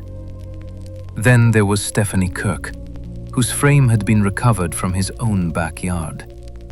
Gibson spoke of the rush he felt, a physical sensation of power that accompanied the act of taking a life. He described breaking her back and throttling her, as if he were describing a mechanical process, a sequence of events that led to a desired outcome. And Karen Hodella, the decade-old cold case, was dismissed with even less thought. She was simply someone he had encountered, someone who just felt like a victim at that particular moment in time. The narrator asked about his childhood, searching for the broken gears or the early trauma that society often uses to Explain such behavior. But Gibson offered no such comfort. He insisted that he had a perfectly normal upbringing, with parents who loved him and a home that was stable. He refused to blame the world for what he was. He took full, cold ownership of his nature. "I don't believe I got any humanity," he said, his voice as flat as the horizon. He spoke of being able to end a life and then immediately go out to a restaurant for dinner, undisturbed by the memory of what he had done. As the conversation deepened, the true scale of his shadow life began to emerge. Gibson suggested that the police only knew about a tenth of what he had actually done. He estimated his total count was closer to 29 or 30. He spoke of men he had ended lives for, as well as women. Frames that had been disposed of in rivers, buried in remote woods, or left in places where no one would think to look.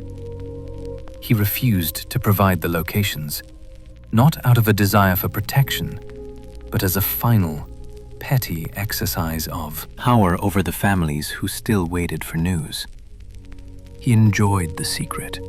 He enjoyed knowing where the remains were hidden while the rest of the world remained in the dark. There was a chilling, rhythmic quality to his speech, punctuated by a dry, staccato chuckle that surfaced at the most inappropriate moments. He spoke of the kick he got from the act of cutting, a sensory pleasure that seemed to be the only thing that truly moved him. He was a man who had spent decades walking among us, holding jobs, speaking to neighbors, and perhaps even offering a polite nod on the street, all while carrying a count that rivaled some of the most notorious figures in history. He was the wolf that had learned to wear the sheep's clothing so perfectly that even he occasionally forgot he was wearing it. The interview was a journey into a landscape where the sun never rises. There was no light of redemption here, no hope for a change of heart, and no request for forgiveness. Gibson was a man who had made his peace with his own darkness long ago.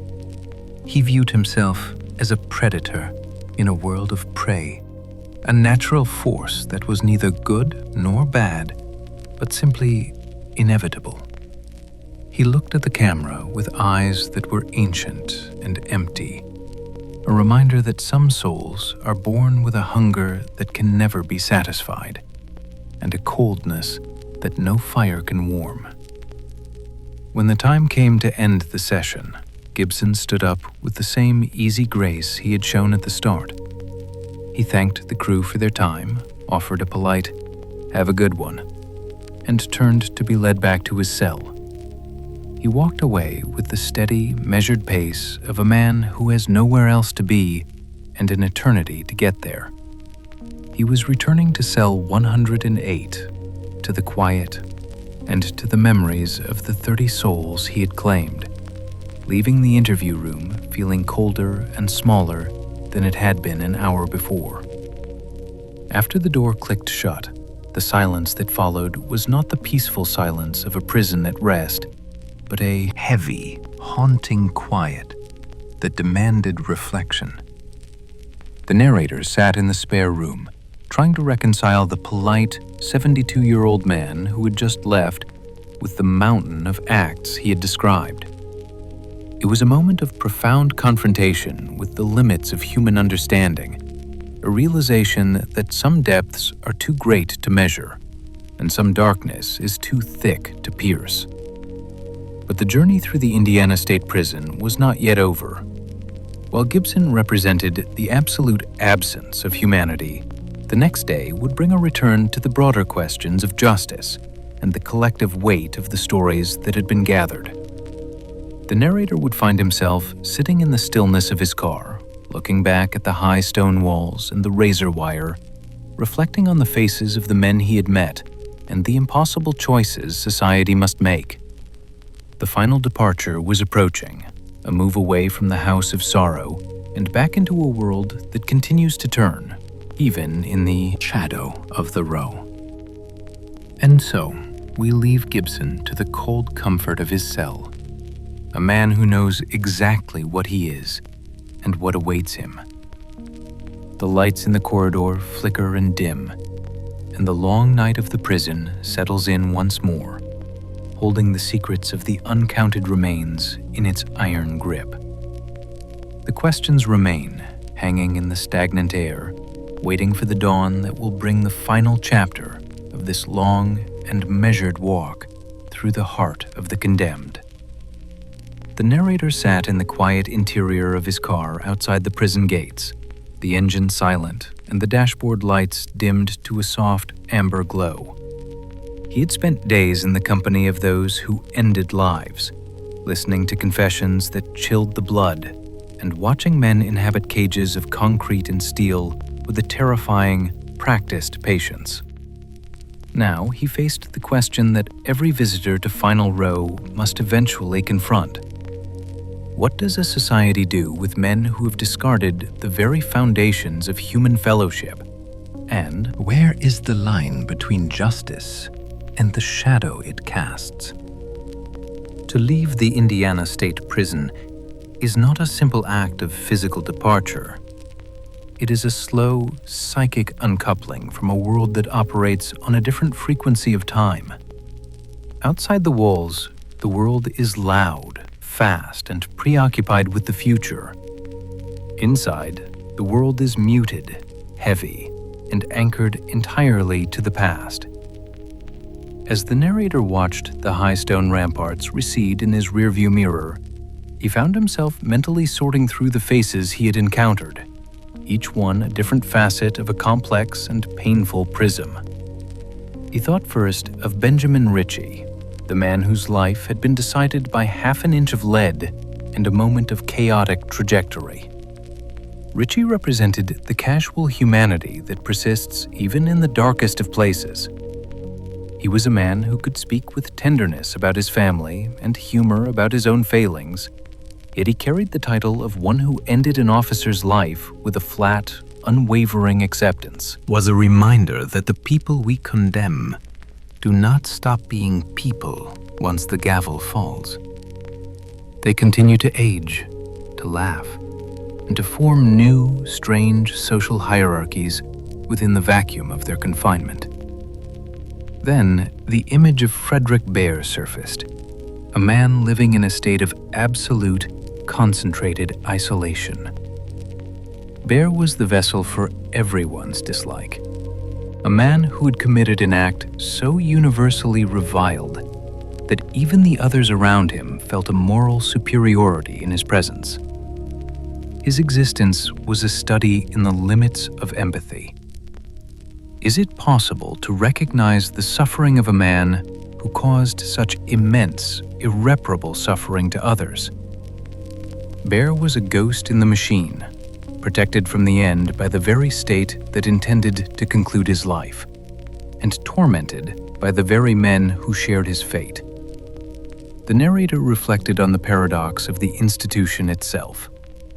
He had walked through a brand new final chamber, a facility that was clinical, modern, and perfectly prepared for a conclusion, but no one seemed able to carry out. It was a monument to a stalled collective will. We are a society that wants the ultimate punishment available on the shelves of our legal system. Yet, we are a society that finds itself increasingly unable to reach for it. The refusal of substance manufacturers to supply the final chemicals was not just a matter of corporate policy. It was a symptom of a deeper, growing hesitation in the national soul. The empty gurney, with its blue upholstery and reaching armrests, stood as a silent witness to this hesitation. It asked a question that transcends politics or law. If we cannot bring ourselves to perform the act with the clinical distance of a medical process, are we willing to return to the visceral force of the past? The warden's firm no to the electric chair was the voice of a man who knew that once you move toward a more humane end, you cannot easily find your way back to the lightning and the smoke without losing something fundamental to your own humanity. And then there was Ronald Sanford, the boy who had never left. His story was the one that tugged most persistently at the sleeve of the narrator's conscience. Sanford was the living proof of the capacity for change. He had entered the prison as a 13-year-old product of neglect and force, and he had grown into a 43-year-old man of intellect and profound remorse. To look at him was to see the tragedy of the super-predator myth that had dominated the 1990s. We had judged the child by the act, assuming the man he would become was already written in stone. Now, the man existed, articulate and thoughtful, yet he remained buried under a sentence that stretched nearly 2 centuries into the future. Sanford's mother, Pamela, represented the other side of the coin, the collateral damage of the justice system.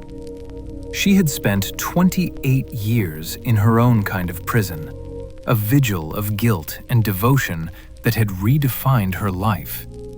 Her love for her son was a quiet, revolutionary force in a place built on the absence of love. It was a reminder that for every man on final row, there is often a woman, a mother, or a sister, or a daughter, carrying a life sentence of her own on the outside. But just as the narrator's mind drifted toward mercy, the memory of William Clyde Gibson would return to steady the scale. Gibson was the answer to the question of why the final process exists in the first place. He was the void. He was the complete and absolute absence of everything that makes a human life recognizable as such. He did not seek redemption. He did not feel remorse. He did not even possess the basic human instinct to lie about his cruelty to make himself more palatable. He was a predator who viewed his victims as objects and his own end as a mere administrative detail. Listening to Gibson describe the rush of the act and the kick of the mistreatment was a confrontation with a different kind of truth. It was a reminder that some darkness is not a result of trauma or a circumstance, but is simply a fact of existence. In the face of a man who has claimed 30 lives and laughs at the memory of their suffering, the arguments for absolute mercy begin to feel fragile and thin. The weight of knowing these stories is a burden that the narrator realized he would carry for a long time. It is a weight composed of the victims' voices, too. The 4-year-old daughter of the mother, Frederick Bear, ended. The elderly neighbors, Ronald Sanford, harmed for fair money. The 3 families of William Clyde Gibson, shattered with his cold, calculated whims. Their absence is the loudest sound in the prison, a silence that no amount of resident philosophy or correctional procedure can ever truly fill. The narrator thought about the purpose of punishment. Is it vengeance? A simple eye for an eye that seeks to balance a cosmic scale? Is it deterrence? A warning to others that remains largely unproven in its effectiveness? Or is it simply a way to move the things we fear most into a dark corner where we do not have to look at them? He realized that the Indiana State Prison was less a place of correction and more a place of storage. It was a warehouse for the broken, the dangerous, and the forgotten. Men like Rick Parrish, the barber, were the keepers of the warehouse, documenting the slow decay of the residents through photographs and haircuts. Parrish was 72, the same age as Gibson, but his life was a testament to a different kind of survival. He had found a way to be useful, to be neutral, and to grow old with a quiet, if resigned, dignity. He would reach his natural end there, not by a procedure, but by the natural ticking of his own clock, and his wall of photographs would be his only monument.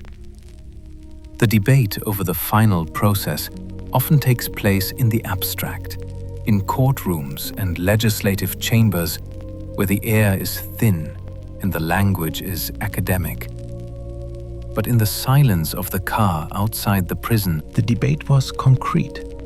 It was made of the smell of floor wax and the sound of iron deadbolts. It was made of the sight of a mother touching a glass partition and the sound of a repeat offender's dry, staccato chuckle. There are no easy answers to be found behind those walls. There is only the reality of human nature in its most extreme forms. There is the reality of the damage we do to one another, and the reality of the systems we build to manage that damage. The narrator understood that he was leaving with more questions than he had brought with him. He had seen the best and the worst of what a human being can be, often within the same individual. The sun had long since set, and the prison was now a silhouette against the dark Indiana sky, its perimeter lights creating a halo of artificial day. Inside, the men were settling into their cells. Richie was perhaps thinking of his next phone call. Sanford was likely lost in a book. The bear was probably lying awake, listening for the sound of a key in the lock. And Gibson was sitting in cell 108, undisturbed by the memories he had created. The narrator finally started the engine. The mechanical hum felt like a return to the world of the living. As he drove away, the prison towers slowly disappeared from his mirror. But the stories did not. They stayed with him, a passenger on the long drive home. They would stay with him in the quiet moments of the night, a reminder of the complex, fragile, and often terrifying nature of the human heart.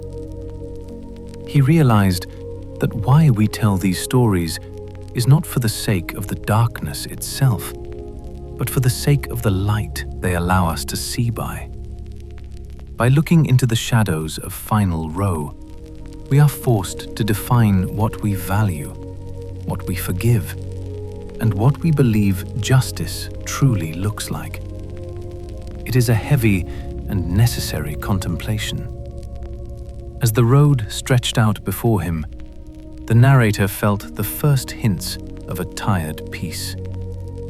He had witnessed the house of sorrow, and he had come away with a deeper understanding of the space between the act and the consequence. The journey was coming to its end, but the reflection was only just beginning. The prison was gone now, replaced by the familiar landmarks of the highway, but the faces of the condemned remained clear in his mind, waiting for the final word, the final judgment, and the final departure.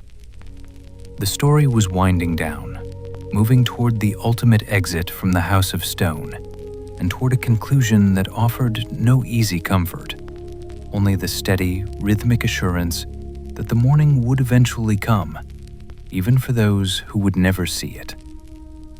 And so, we prepare for the final walk through the corridors, for the last glimpse of the men on the row, and for the closing of the steel doors. The final chapter awaits, a meditation on the nature of leaving and the endurance of the stories we leave behind. The questions remain, as they always do, but the telling is nearly done.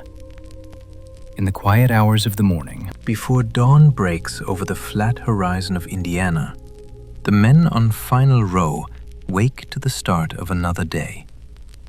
It is a day indistinguishable from the thousands that have come before it, a day of waiting that is both heavy with the past and empty of the future. Outside these high stone walls, the debate over their lives continues in the abstract, a conversation of law and politics. But inside, there is only the rhythmic passage of time and the profound, echoing question of what mercy truly looks like in a place built for judgment. The journey through these corridors has been a journey through the many faces of justice. We have seen it as a clinical procedure in a sterile room, as a life sentence for a child who grew up behind bars, and as a burden of guilt that makes a man long for his own conclusion. To consider the question of mercy, one must look closely at each of these lives, not as a collection of acts, but as a series of human outcomes. Each man we encountered represents a different challenge to our understanding of what it means to be civilized and what it means to be just. Consider first the story of Ronald Sanford, the boy who entered this world at 15 and remains here at 43. His case forces us to ask if a child can ever truly be discarded. If we believe in the capacity for human growth, then Sanford is the ultimate test of that belief. He has spent 28 years educating himself, reflecting on his actions, and transforming his mind within the narrowest of confines. When we look at him, we see the man he has become, but the law only sees the boy he was. Mercy, in his case, would be an acknowledgement that the person we are punishing no longer exists, that time has performed a restoration that the prison itself was not designed to achieve. Contrast this with the preference of Paul McManus, the man who wanted to reach his end because he found life among the living to be an unbearable weight. For McManus, the state's decision to vacate his final sentence was not an act of mercy, but a prolonging of his agony. He had prepared for his end. He had made his peace with the darkness. By keeping him alive, the system forced him into a state of perpetual mourning, a life lived in a crowded block where he is haunted by the memories of his family every hour of every day. His story suggests that sometimes the ultimate punishment is not the end, but the denial of it. It asks us if there are some burdens so heavy that only the finality of a conclusion can offer a resolution. Then there is the hierarchy of dislike embodied by Frederick Bear. His presence on the row creates a different kind of moral struggle. He is a man who committed an act that even others find unforgivable, and as a result, he lives in a state of constant, terrified isolation. To show mercy to such a man is the most difficult task of all. It requires us to protect the life of someone who showed no mercy to the most innocent among us. Yet by protecting him, the institution maintains its own integrity. It refuses to descend to the level of the force it punishes. The mercy shown to Frederick Bear is not for his sake, but for ours. A declaration that our laws are not governed by the same impulses that drove him to his act. And what of the aging residents? The men like Rick Parrish who are simply growing old and reaching their natural end within the walls. parish has spent 42 years cutting hair, witnessing the slow, graying transition of the prison population. His presence reminds us that a life sentence is, in itself, a slow-motion conclusion. He is a man who has outlived his offense, his sentence, and perhaps even his own desire for the world outside. For the men who have grown old behind bars, mercy might simply look like a comfortable bed and a quiet end. A recognition that the threat they once posed has been neutralized by the simple, inexorable passage of the decades. The debate over the final process is often framed as a conflict between those who believe in vengeance and those who believe in sanctity. But inside the Indiana State Prison, the reality is far more nuanced. It is a question of logistics and morality intertwined. The fact that medical manufacturers refuse to supply the means of the final process has created a strange, unintended moratorium. It has forced a pause in the machine of justice, a moment for the nation to look at the empty final chamber and ask if we truly wish to restart it. The chamber stands ready, its clinical perfection a testament to our desire for order. But its emptiness is a testament to our growing discomfort with the finality of the act. We must also consider the victims, who are the silent, presiding spirits of every cell and every corridor. The 4-year-old child, the elderly neighbors, the officer, the families who carry a void that can never be filled. Their grief is the foundation upon which the prison is built. Justice, in its most basic form, is an attempt to speak for them, to say that their lives mattered and that their loss has a consequence. The struggle for mercy is not an attempt to forget the victims, but an attempt to find a path forward that honors their memory without creating more victims in the process. The narrator reflected on the concept of the super predator, a term that once allowed society to view young offenders as something other than human. Ronald Sanford lived through that era, and his survival is a rebuke to that philosophy. It reminds us that humanity is a resilient thing, capable of blooming even in the cracks of a concrete floor. If we allow for the possibility of redemption in one man, we must, by necessity, look for it in all men, even those we've condemned to the shadows. However, the shadow of William Clyde Gibson remains the most formidable obstacle to this hope. Gibson is the figure who reminds us why the walls are so high and the bars so thick. He is a man who admits to having no humanity, who finds pleasure in the act of destruction, and who views the losses of 30 people as a series of successful experiments in power.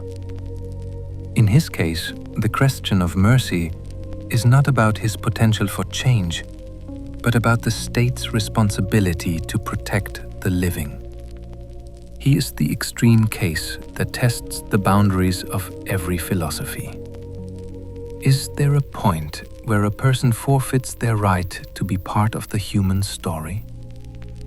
The prison is a place where these conflicting truths live side by side. It is a place of absolute accountability and, occasionally, of absolute grace. We have seen the mother, Pamela Sanford, who has spent 28 years in a faithful vigil, her love a constant light in a dark place. Her presence suggests that mercy is not just a legal decision made by a judge or a governor, but a daily act performed by those who refuse to give up on the people they love. It is a reminder that the men on final row are still sons, still brothers, and still part of a human web that stretches far beyond the razor wire. As the sun rises over the prison, the first light touches the guard towers and the long gray roofs of the cell blocks. The men begin their morning routines. They wash their faces in cold water, they fold their blankets, and they wait for the sound of the breakfast carts. For a few hours, the prison will be filled with the mundane activities of survival. There will be the smell of industrial beverage and the sound of muffled conversations. The larger questions of justice and mercy will be set aside in favor of the immediate reality of getting through the day. But the questions do not disappear. They simply wait in the corners of the cells. They are woven into the very fabric of the building. The new final chamber remains locked and silent, a clinical theater without a performance. The juvenile residents, like Sanford, continue to read their books, looking for a way out that is not marked on any map. The families of the victims continue to live with their loss, looking for a peace that a court order cannot provide. What have we learned from this long walk through the heart of the condemned? We have learned that justice wears many faces, and that none of them are simple. We have learned that the final process is not a single act, but a long, slow process that affects everyone it touches, from the warden to the barber to the mother at the gate. We have learned that even in a place designed for endings, life persists in all its messy, complicated, and contradictory forms. The debate outside the walls will continue, but for the men inside, the debate is over. They are living the answer. They are the evidence of our choices as a society. Whether they reach their end or are forgotten, they are a part of us. They are the shadow that follows the light of our civilization, a reminder of what happens when the bonds of human fellowship are broken, and the long, difficult work required to mend them. The narrator stood on the edge of the prison grounds, watching the morning light transform the gray stone into something almost warm. The air was fresh and cool, a sharp contrast to the stagnant atmosphere inside the blocks. He felt the weight of the stories he had gathered, a collection of sorrows and reflections that he would carry back to the world. There are no easy answers, no neat conclusions to be drawn from a place like this.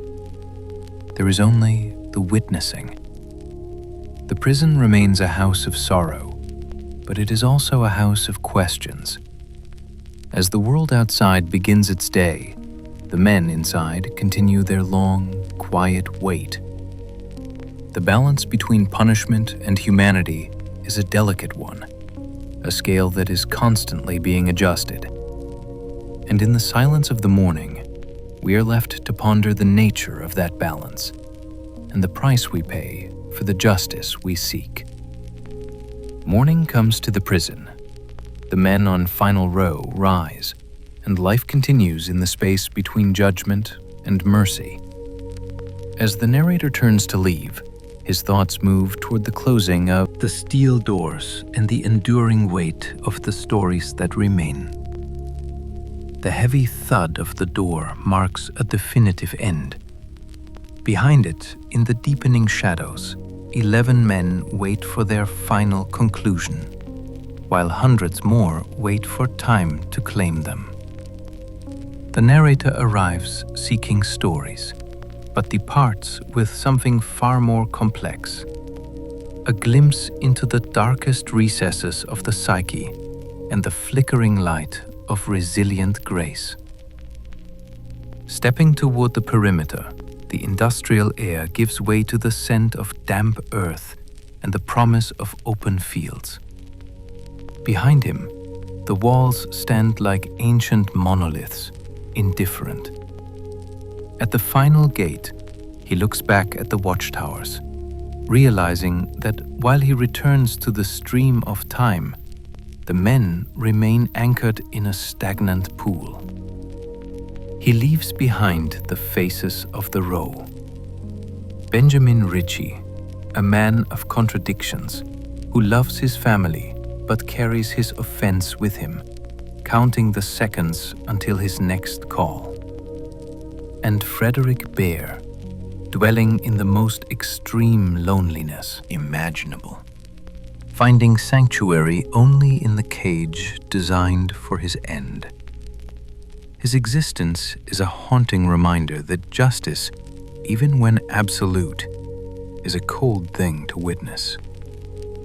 In cell 108, William Clyde Gibson sits, undisturbed by remorse. A man without a shadow, he is a void in human form, waiting for the state to finish the work he began decades ago.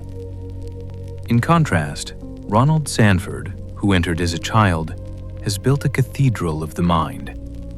A philosopher in an orange jumpsuit, he sits among his books, redeemed by time even if the law refuses to acknowledge it. At the gate, his mother Pamela continues her 28-year vigil. In the barbershop, Rick Parrish remains the keeper of the clock. Surrounded by cardboard memories, he is living proof that a prison is not just a place of punishment, but a place where lives are lived in their entirety until the very end. Nearby, Paul McManus continues his ghost-like walk through the general population.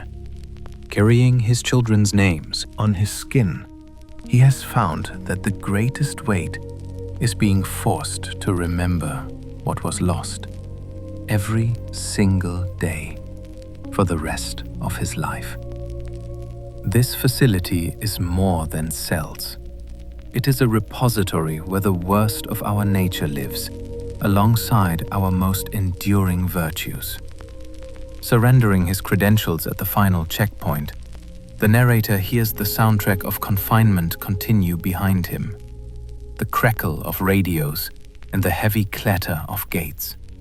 He wonders about the legacy of such a place. Is it justice for the families? Protection for society? Or the questions themselves? Who are we? And what is a human life worth at its most broken? The empty gurney in the final chamber remains a monument to our collective indecision, a symbol of a society no longer sure of its own power to conclude a life. Stepping into the parking lot, the transition is absolute. The world is suddenly full of color, motion, and the benediction of a breeze. Behind him, the prison stands like a silent gray mountain, fortress of sorrow from another century. He sat in his car for a long moment, his hands resting on the steering wheel. He felt a profound sense of exhaustion, not of the frame, but of the spirit. He had walked among the condemned, and he had looked into the eyes of men who had done the unthinkable. He had heard the voices of the mothers and the wardens and the barbers who managed the machinery of our judgment. He realized that the stories he had gathered were not just about the men in the cells, but about all of us. They were stories about the boundaries of our community and the depth of our shadows. We tell these stories not because they are easy, but because they are necessary. We tell them because they remind us of the fragility of the social contract and the incredible resilience of the human heart. We tell them so that the names of the victims are not forgotten, and so that the humanity of the condemned is not entirely erased. In the space between the act and the consequence, there is a vast and difficult territory that we must all eventually walk. The narrator started the engine. The mechanical hum felt like a return to the world of the living. As he drove away, he watched the watchtowers sink below the horizon in his rearview mirror. He was moving toward the city, toward his home, and toward the life he had left behind 5 days ago. But he knew that a part of him would always remain in those corridors, walking the polished floors and listening to the echoes of the men who waited. The Indiana State Prison receded into the distance, becoming a small, dark speck against the vast Indiana sky. Inside, the lights would be coming on in the galleries. The evening meals would be served. The men would be settling into the familiar, narrow confines of their worlds. The restrictive status of the spirit would continue, a long and rhythmic wait that has no certain end. He realized that the true departure was not his own, but the one that each of these men would eventually take.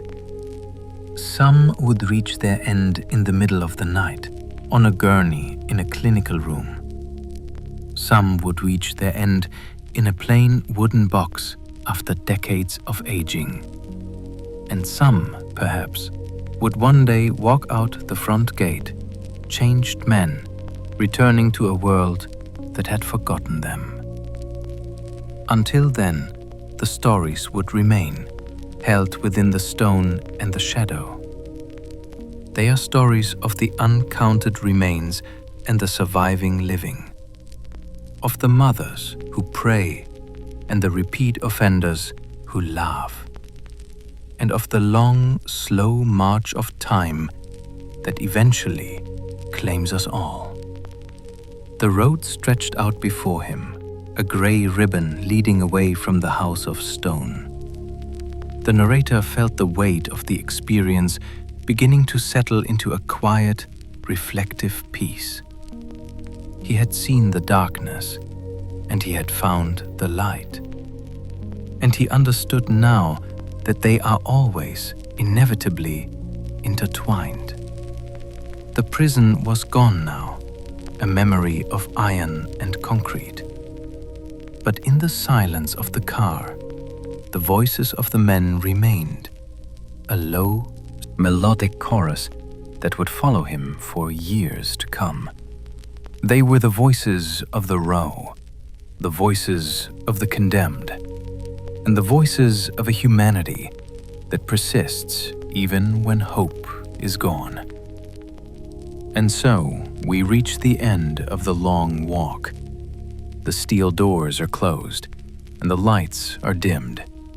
The stories have been told, and the witnessing is finished. We leave the prison behind, moving back into the world of the living, carrying the quiet, heavy wisdom of the House of Sorrow with us into the night. The journey is complete. The night has fully arrived, and the world is still. As the last echoes of the prison fade, we are left with the steady, rhythmic assurance of the stars overhead, indifferent to the plans of men, but constant in their light. The steel doors have closed, leaving the corridors of Indiana State Prison to the deepening shadows. We depart this house of sorrow, having found no easy answers, only the complex, heavy truth of what it means to be human at the very edge of existence. We have met men defined by their worst moments. Richie, caught in the mechanics of fate. Bear, isolated by the revulsion of his peers. Gibson, a chilling void of remorse. And Sanford, a boy who grew up into a philosopher behind bars. Their stories, and the tireless vigils of those like Pamela Sanford, remind us that justice is rarely a clean line. It is a messy, enduring struggle between the necessity of punishment and the persistent, inconvenient reality of the human spirit. As the watchtowers recede into the night, we are left with the image of the empty final chamber, a monument to a society that has built the machinery of the final process, yet hesitates at the threshold of the act. We tell these stories not to dwell in the darkness, but to better understand the light we choose to live by. By bearing witness to the condemned, we are forced to define our own values, what we forgive, what we fear, and how we measure mercy. The facility remains a silent city of the forgotten, but the questions it raises follow us back into the world. Sleep now, knowing that even in the deepest shadows, the act of listening is the first step toward a more profound humanity.